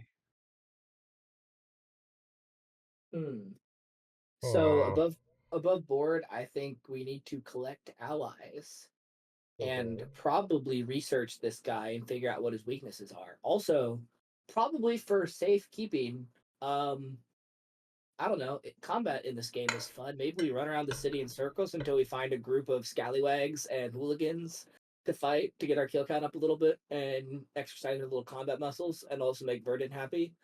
And also, yeah, I think so. I think we should find a combat, like look for something and do it, and then try and also get allies, and then also try to find this guy's weaknesses. I think that should be our three priorities. Do I have consensus on that? I also presume we can say this conversation's happening in Yeah, casual. you can. It's up. Yeah, whatever you guys Okay. do is up to you guys. I would say Mus would recommend that maybe going back to the library and trying to do all the research there on Kosa, because Yeah, I'm the Great More- Library is a big, Mm. you know. I will I'm say Mus more it's would know not inclined with exactly doing far. where. research than just going out and killing. What do you say, Lafleur? I said Gian would probably be more in line with doing research than going out and getting into fights. For what it's worth, when I say getting into fights, I also don't mean going and just killing random people. I mean walk around the streets until we find people actively in a fight. Sure. Find bad guys who are trying to hurt normal people Mhm. and save them. Also, as we keep saying Kosa, I will actually suggest, and this might sound silly, but I will actually suggest we substitute a different name, despite the fact that we can say his name, because A, I don't want to give his name power, and B, when we kill him, we might have to go back to not saying his name, so we shouldn't get used to it. I like Endwalker. I think that's a What, very Endwalker? cool name. I'll That look carries to- about the same weight as Kosa probably does, so not a good recommendation. We usually call The- bottom feeders or parasites in my tribe dung heapers, so we can call him dung heaper. I a like bit many this. syllables, don't you I think? like. Then dung. Yeah, let's We call will him. kill. We will kill. Fucker. Dung Pinhead. Let's We're call gonna him That's kill Dung. his full name. shithead. Yeah, we'll call him Dung. Dung Pinhead. He's Dung going to be very Pinhead. confused when he sees us again. His nickname is Shithead, but he's Yeah. Dung Guys, not Pinhead. hear my name. The feed. Are you guys like confused or something? Like, what's the Fucking deal? Third Order Deity said it. Guys, we're gonna Right. manifest it and make it so no one can say dung in the next world, Yeah. the next age. Exactly. Next couple So, thousand days. Where do you Is that a dung beetle?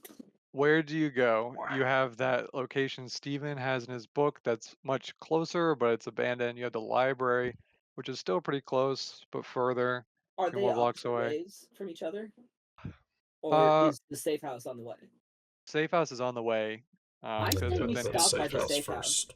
Yeah, safe just see house if there's first. anything there, and also, just check out the vibe on the way I there. also see call if it the city- safe house. It's just abandoned, Yeah, it's I but it would be abandoned. safe to you guys. I'm referring to the safe house, but I know Yeah. what it actually is. I think we should go check that out just to see what's going on there, and just like to take a break after assessing the vibe of the city. See if things gone to complete chaos yet. Okay.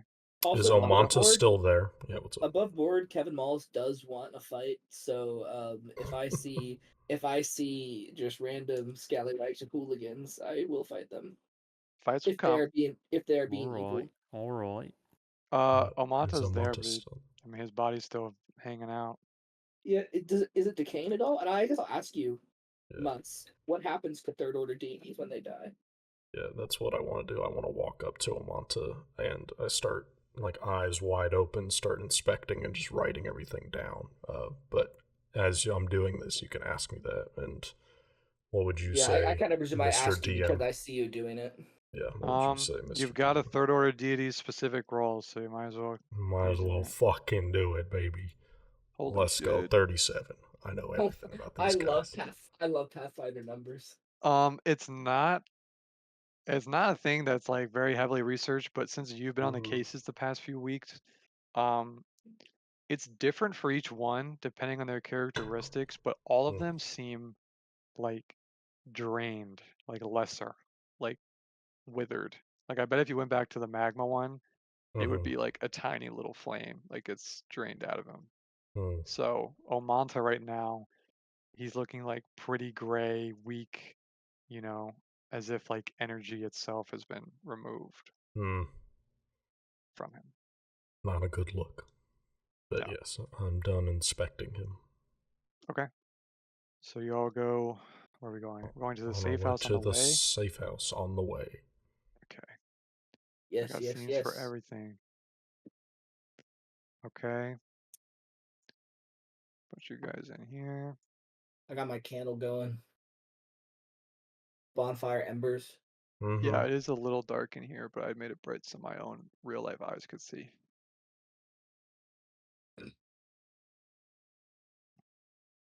Oh shit. Shit, he's Here you are. dead. Motherfucker's Bro dead. is dead. Motherfucker's dead, dude. Oh my god. That can't be good. A Um, Gotta poke skeleton. through stuff. Yeah, anyone hit me with perception checks? You all can if you want. Yeah, Anybody? let's fucking. You walk Is in it here. dark? It's dark in here. It's like dim. There's some light coming through. It's not, you can see. Yeah, I got 20. some. It's, I got low light vision anyway. You know. it's not as bright as this, but I got dark vision.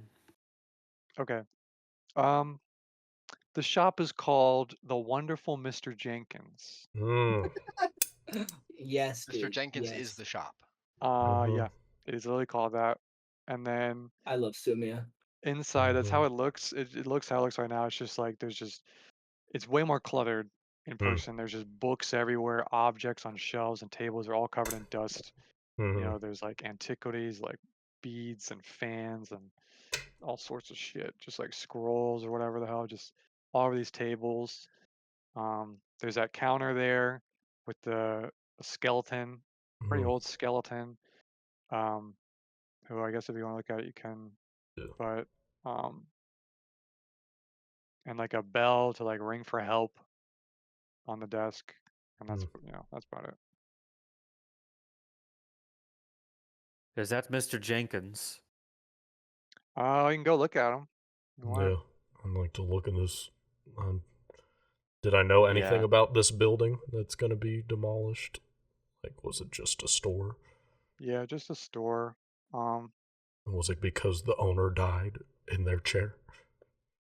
No, actually, you didn't have any reports of him being dead in here, but this skeleton is pretty old, so it's kind of like, why did no one write this down? Yeah. The skeleton, I mean, it's just like a guy, you know, kind of shriveled up Rusty clothes, guy. and it has a name tag on it that says just John. Oh no. Oh god. Oh, And John. he's kind of just sitting there like as if, you know, there's like the little bell where you like ring it. He's just like kind of sitting there with his hand next to it. Oh, my I God, I hit ring the the bell. Like a Yeah. pen. You ring the bell? Yeah, I Yeah, ring the bell. ring the bell. Little plant. Immediate loud. Our hands meet as we go to ring the bell. Immediate There's a loud, moment. huge boom outside, like the clap of thunder as soon as you hit that bell. And as soon as you do, every fucking object in this room starts like whooshing the fuck around like everywhere, like Harry Potter. Like everything starts restoring itself, like going back into like all of its little nooks and crannies. Bouncing on the balls of my feet. And the It skeleton organizes itself. the skeleton is in like a rolly chair like me, and it just starts fucking spinning like really fast. Like, what? Yes. Yeah. It stops spinning, and it's not a skeleton anymore. Oh no. Let me get the token. It's John. Also, it's the Kevin's fucking John. internet died. Oh, he's gone? We should wait so he can see John. Exactly. Whoever the fuck John, this fucking John is. skeleton. Well, this is fantastic, but this is a bummer. I should have picked through a bunch of it probably would have flown out of my pocket because I hadn't paid for it. But I made this room before I knew who Verdant Bloom was, so I was like, I don't think any of them would hit the bell so soon. But then when you told me your character, I was like, they might. So good. Okay. I Skeleton. knew there was a Skeletor. He has a name tag with John. Just says John. Why the fuck is his token gone? I'll get to that because of Craig. There is a bell like you ring for like help. Yeah. And before I was even done explaining, Craig hit the bell. Verdant hit the bell. And immediately all this shit in this room is like Harry Potter just starts flying around, like putting itself all back into place. And I just go, this fucking stupid. The skeleton starts spinning in the chair like really fast, like a blur. And everything in this room is like back. It looks new again. And then the chair slowly stops spinning. And fucking John is here. Oh, hey, John. Yo, John looks like a fucking anime character. What the fuck? Oh my god, fucking music. Dude, the shop music. Let's go. He's a dude in his late 40s. He's just got like clean hair. He's got this token's low ceiling. He has a huge mustache, and he's squinting, looking up at you guys. And Do I reckon he's wearing a cowboy hat. And he just says, "Yeah." Oh yeah. Have Yeah, I yeah, ever yeah, seen yeah. this person before?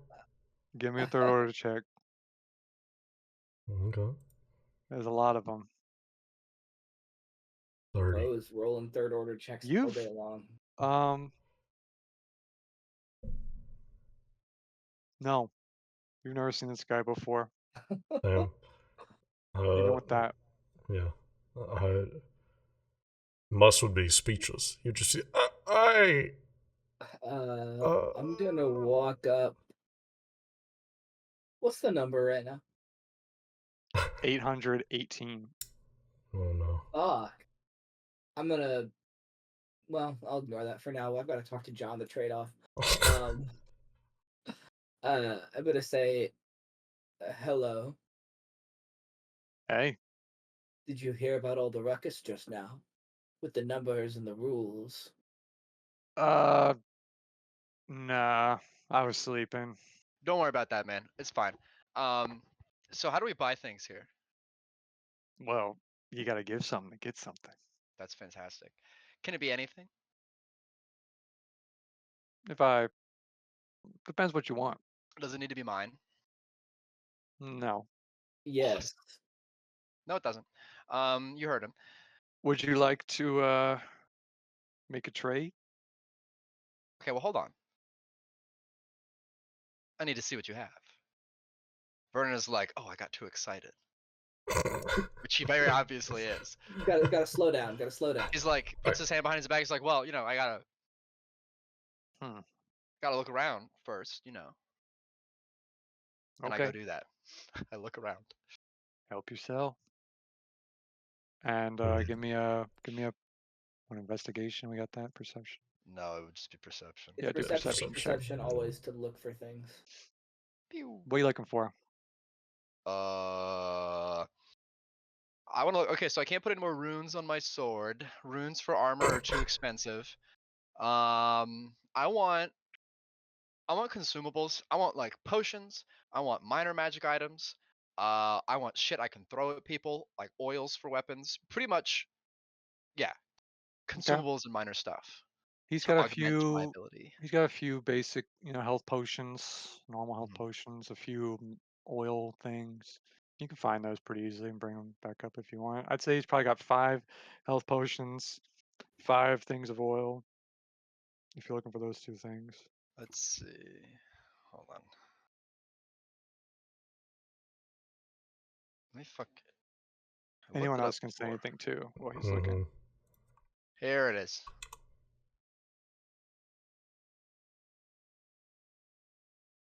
What does this do?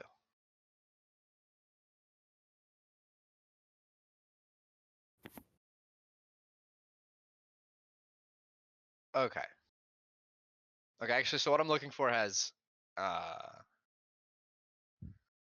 requires information. Excuse me. Okay. So let's see here.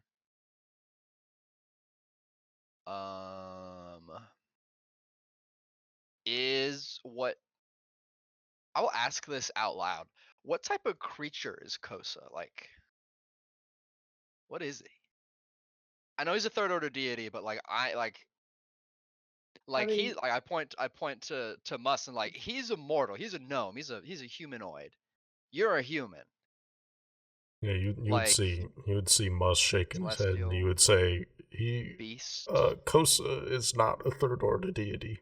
like a Is- fiend. Is it a celestial? Is John the trade-off like grimacing at each mention of Kosa? No, he's listening. Bro does not give a shit. Muss would say he's not a third order deity. Kosa is a first order deity. That's cool. He's- Is he like a he's- so is he like a fiend? He seems pretty evil. He's a god. That's the Okay. best way to describe him. Oh, Maybe. so you love him. So yeah, is he a celestial or a fiend, Dylan? Um, Is he a what's his creature type so I can buy the appropriate Bane oil? I would say no one on this city would know the answer, so Shit. you will have to guess, Buy both. or by both. This is beyond that scope.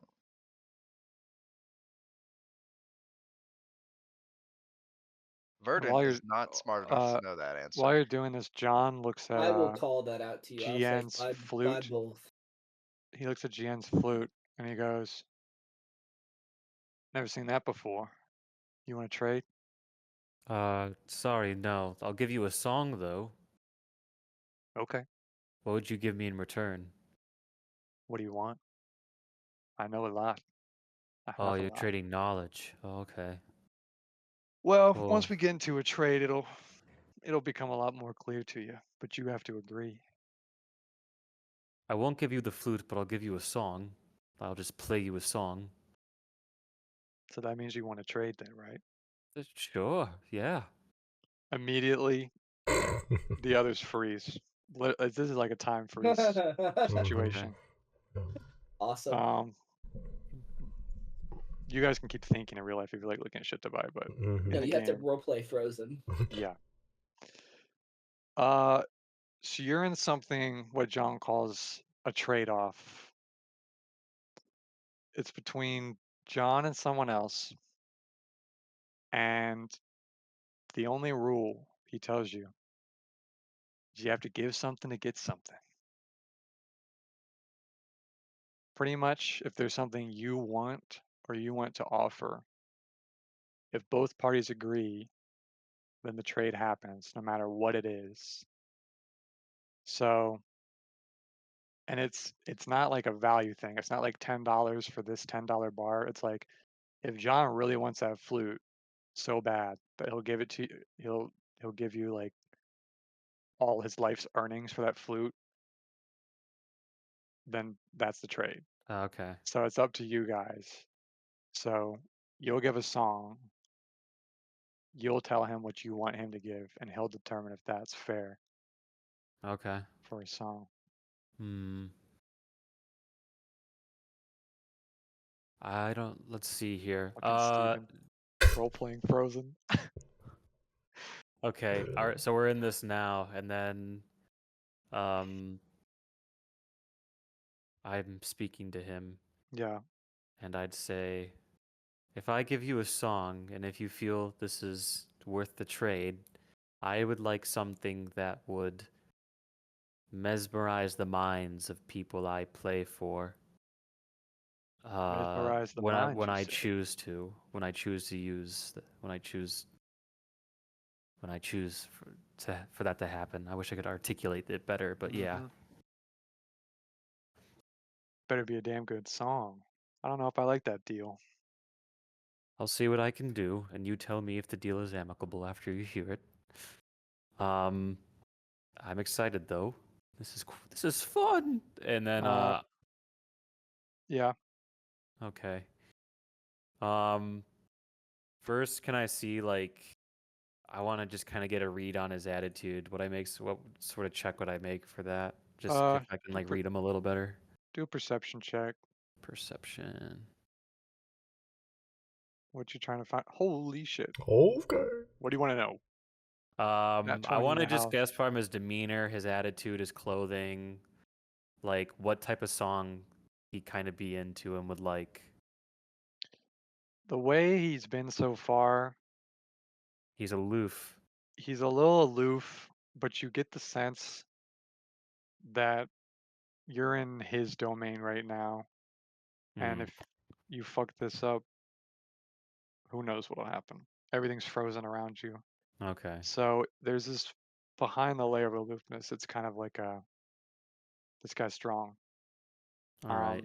But you think based on his rules, he'd want something unique or from the heart. So not necessarily the best, most famous song ever, but something that you put thought into. Okay. I'm gonna play a song that people play in my tribe when they receive a gift from somebody else. An unprompted gift that like they're very thankful for. Not even like a birthday present, just something along the lines of, "Hey, I got this for you," and you think it means a lot, and you're really appreciative of that, and you want to give them something in return. So that's kind of the meaning behind the song. And he goes, I never heard that one before. I'll tell you what. You Oh, want do you something? want me to like make a performance check or anything, or Yeah, you can do a performance check. I want to I don't see know how if it you care goes. too much, but maybe if you get an out one. Yeah, it'd be kind of funny, wouldn't it? I'd He's use not a looking hero for point. All right. yeah, he's not looking for Oscars here. Sumia Oscar. Mm-hmm. He can tell you're good-hearted. Um, he says, you Unlike know some of what? us. I'll tell you what. You all were talking about Kosa. He's Mm-hmm. back. Yeah. It's what was the year again? Last time we checked, it was Well, you won't 820. remember. Okay. Oh yeah. Oh, the Yeah, year or the number. the Yeah, number, but 820, It's 820 or 818. 818. Yeah. 818 was last time. 818. Yeah. Hmm. He says, honestly, going against someone like Kosa, nothing I have is gonna help. But maybe I can give you some information. Gladly. He says, for that song, I'll answer one question about Mm. anything. About anything. I have to think about this long and And he'll hard. say the rules of the trade-off mean that since I have agreed it's a fair duel deal, I will know the answer. Even if I don't know it right now. When you ask it, I'll know. Okay. You'll know. All right. Uh, above board, I want to take some time to think about it just a little You can bit. say that and you can I'd say like a that to little him. bit of time to think. Would I be able to ask you the question once if we Sure. leave the trade-off? Sure. Just Okay. don't go too far. I'll And stick everything just around. snaps back. Yeah. How did that look to us? It would look like John is the same. It would look like GN has somehow teleported whatever amount that she moved in that span of time, even if it's just her body. I entered a trade-off. Did you win? I guess so. But I'd ask John, can I tell them what you're willing to give in exchange? Sure. He says that John told me that he doesn't really have anything that would help us defeat Koza material-wise, but he's willing to answer any one question that we have about Dung Heaper, And that's just your trade. and that's just my trade.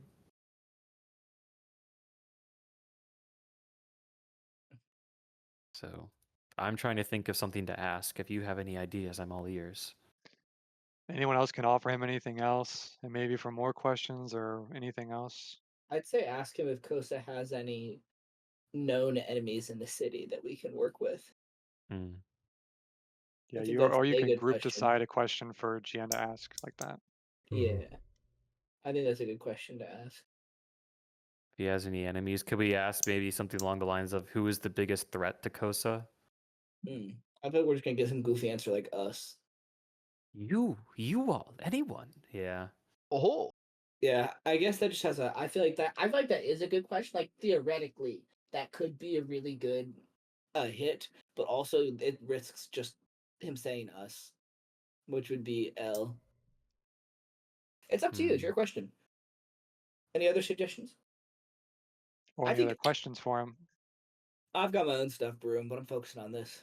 Yeah, I like that question.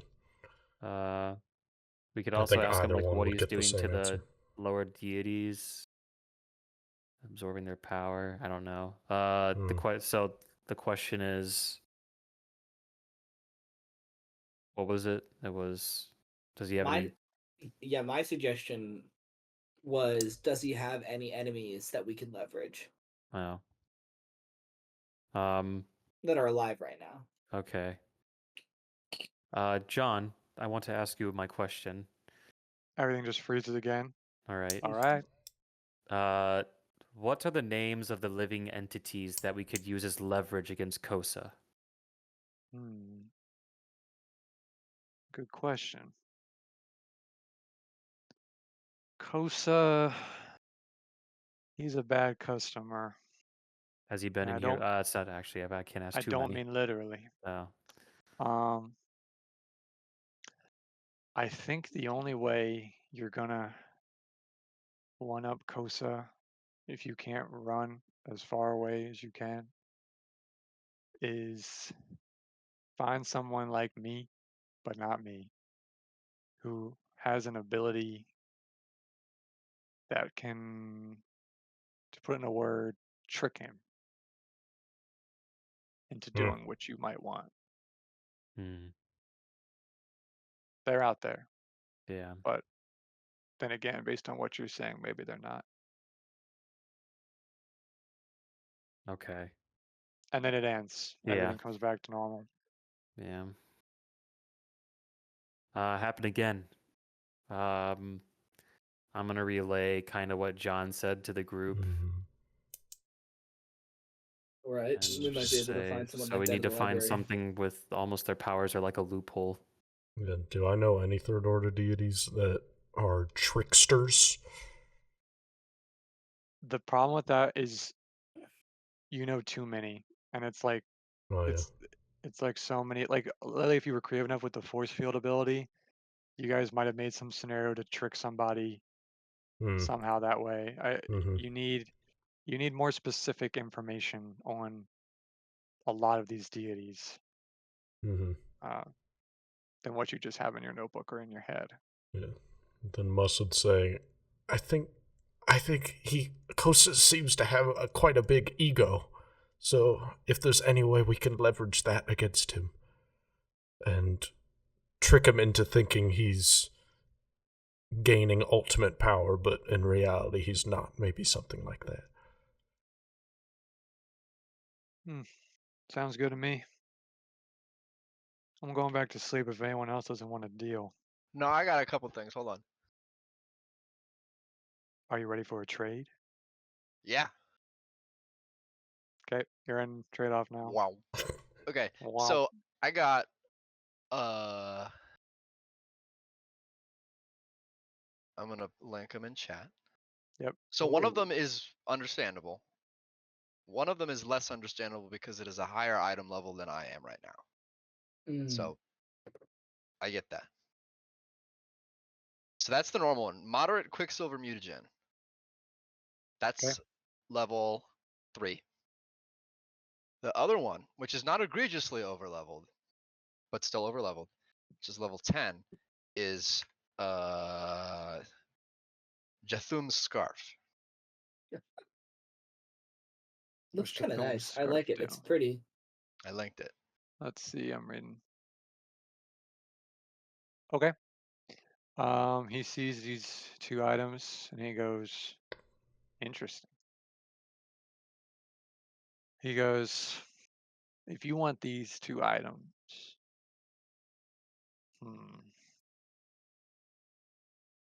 I want you to strike me with your strongest hit.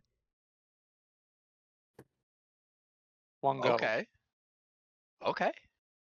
And if you weak, you get nothing. All right. So Sounds like a win-win. I will start an encounter here.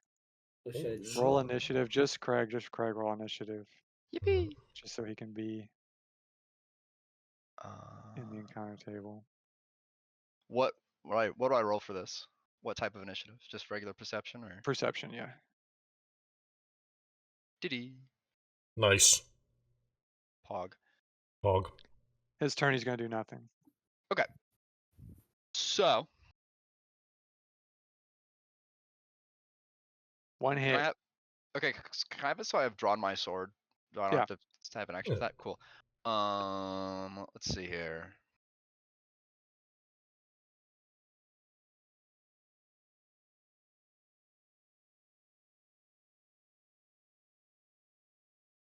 Okay. Confident finisher.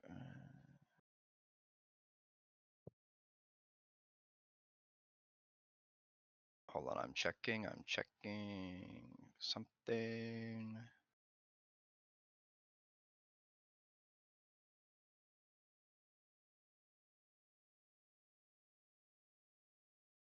Hit. Okay. Cool. So what I'm gonna do is I will have my sword. I will put it in front of me. I will assume my fencing position. Mm-hmm. And for my first action, I want to try and feint I want to like just juke him out. Just go one way Okay. and then hop back the other way. So what he has to do for that is let me look it up. I love this So shop music so much. you leave an opponent unprepared. Attempt a deception check against your target's perception DC. So I need to make a deception check. Okay. Where's my freaking proficiencies? Here we go.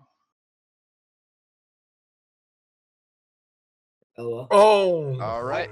I'd hero pointed dog. I'd Hero point. Yep. Goddamn. That's better. Oh, almost 28. another one. Almost. You succeed. Okay, so Okay. that means that he has And that one, -2 to AC. he's flat-footed, so he has -2 AC. And because I'm a fencer, whenever I successfully feint, I gain panache. I love that your class, Craig. I Yes. am going to Motherfucking plant. Well,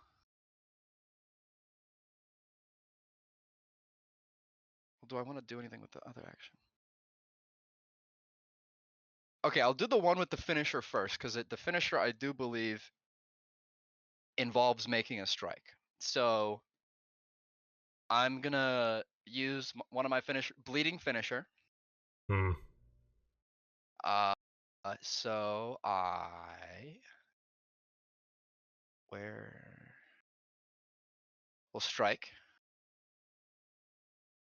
Let's go. Let's fucking go, dude. Let's go. So Damn. We take this that. is pretty good news. Yeah. This is good. You're blowing. The Okay, one you needed. so bleeding finisher.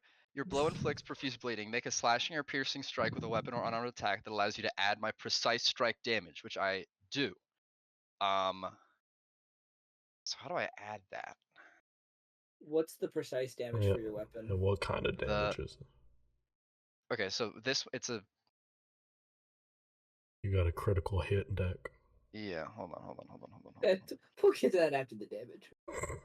Hold up. I need to Hold turn the music off. It's distracting me. Sorry, Yeah, one you sec. can. No, you can. Yep. Because I have to do fuck ass math. It's Just gonna be roll under the my dice, forehead. precise strike.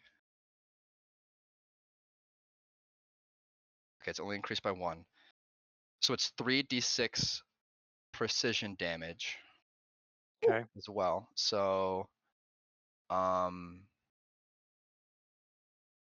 just gonna roll critical damage first for my Okay. deadly d8, bleeding finisher. Oh, I can add it on here. I didn't know that. That's very good to know.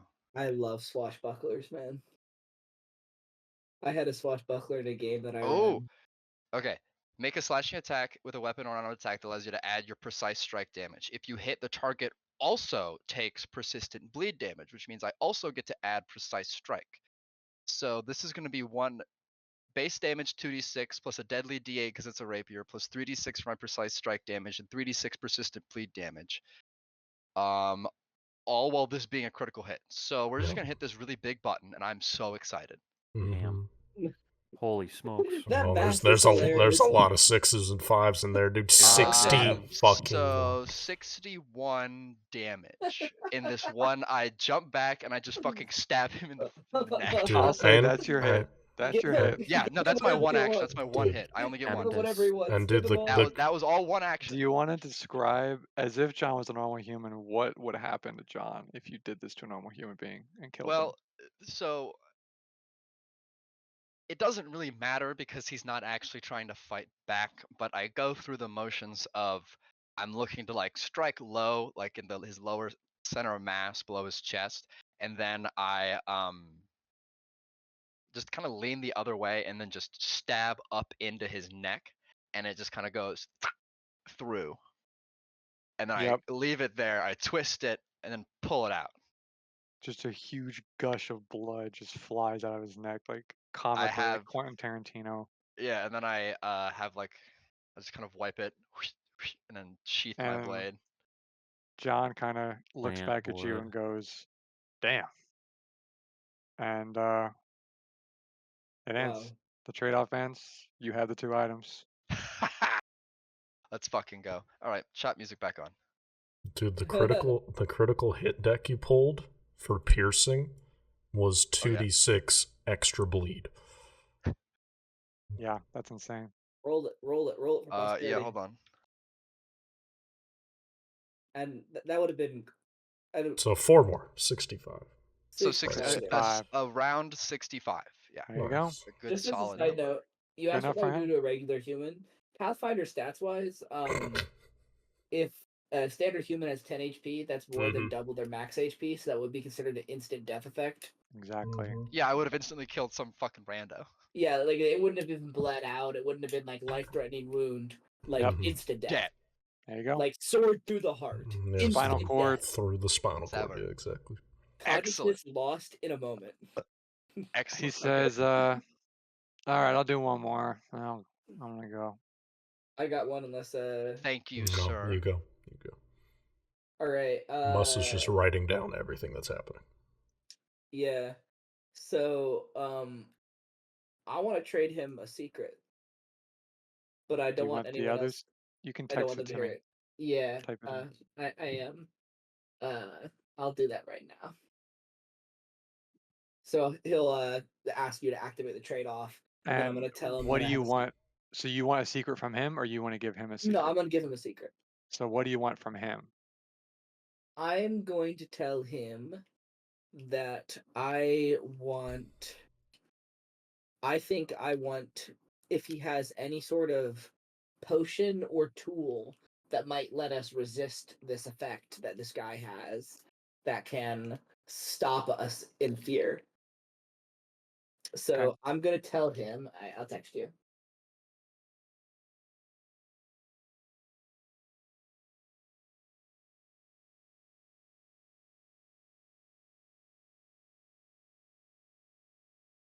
Let's see what it is.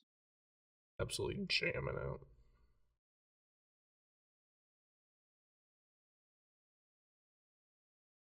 I got a real endorphin rush from that natural 20 on 1 chip. That So was it's a It was big probably the was- perfect yeah, one it you was could have number, gotten. Yeah, big number, perfect. big honestly. number. Chemical response in my brain for real. I don't Gambling even need to go addict. smoke after this. I'm already high on that good shit. Mm-hmm. And none of you fuckers saw it. God damn it. So actually, probably what happens is I realize that, but like as time is like whoosh, back to it. So now I suddenly have a scarf and like the mutagens in like my little belt pouch or whatever, and my arms are crossed because I'm pissed because that was like an excellent strike, and none of you saw it. Yeah, I'm gonna You're say. so haters. I'm gonna say, what's that you got? Oh, it's a new scarf. It's a new scarf. What's the scarf? I got Okay, some so mutagens too. It's fine. Anders is in the trade-off now after he says that, so everything's frozen. He gives the secret, John, and you ask for a potion or tool that could be used to help. Anything or any component of something that could help. I don't know how much he can give, how much the secret was worth. Any progress he'd get us towards having something, some, back pocket way to fight this. He says, "You know what?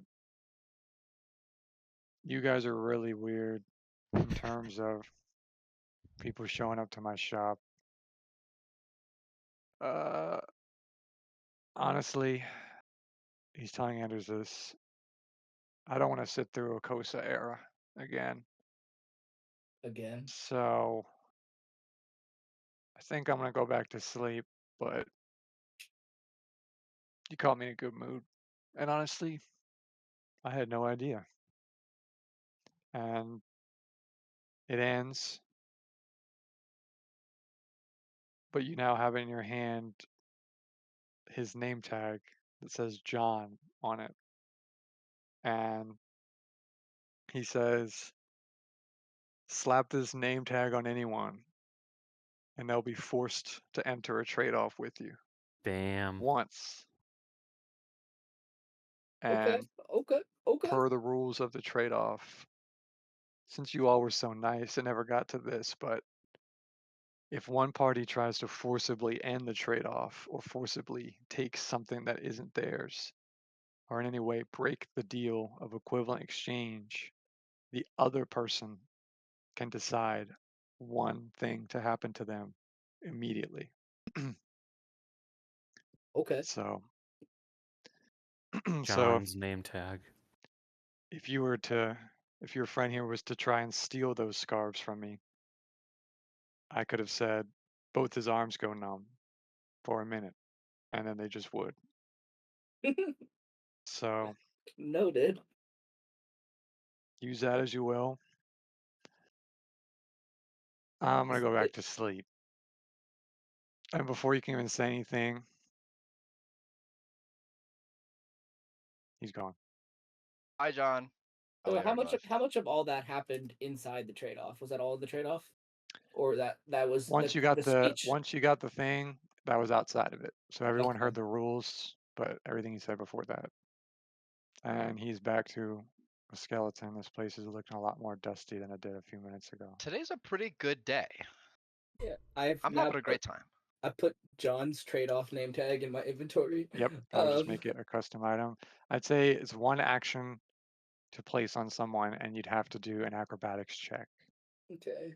Yeah, I'll probably write that all up fancy later. So, In Foundry.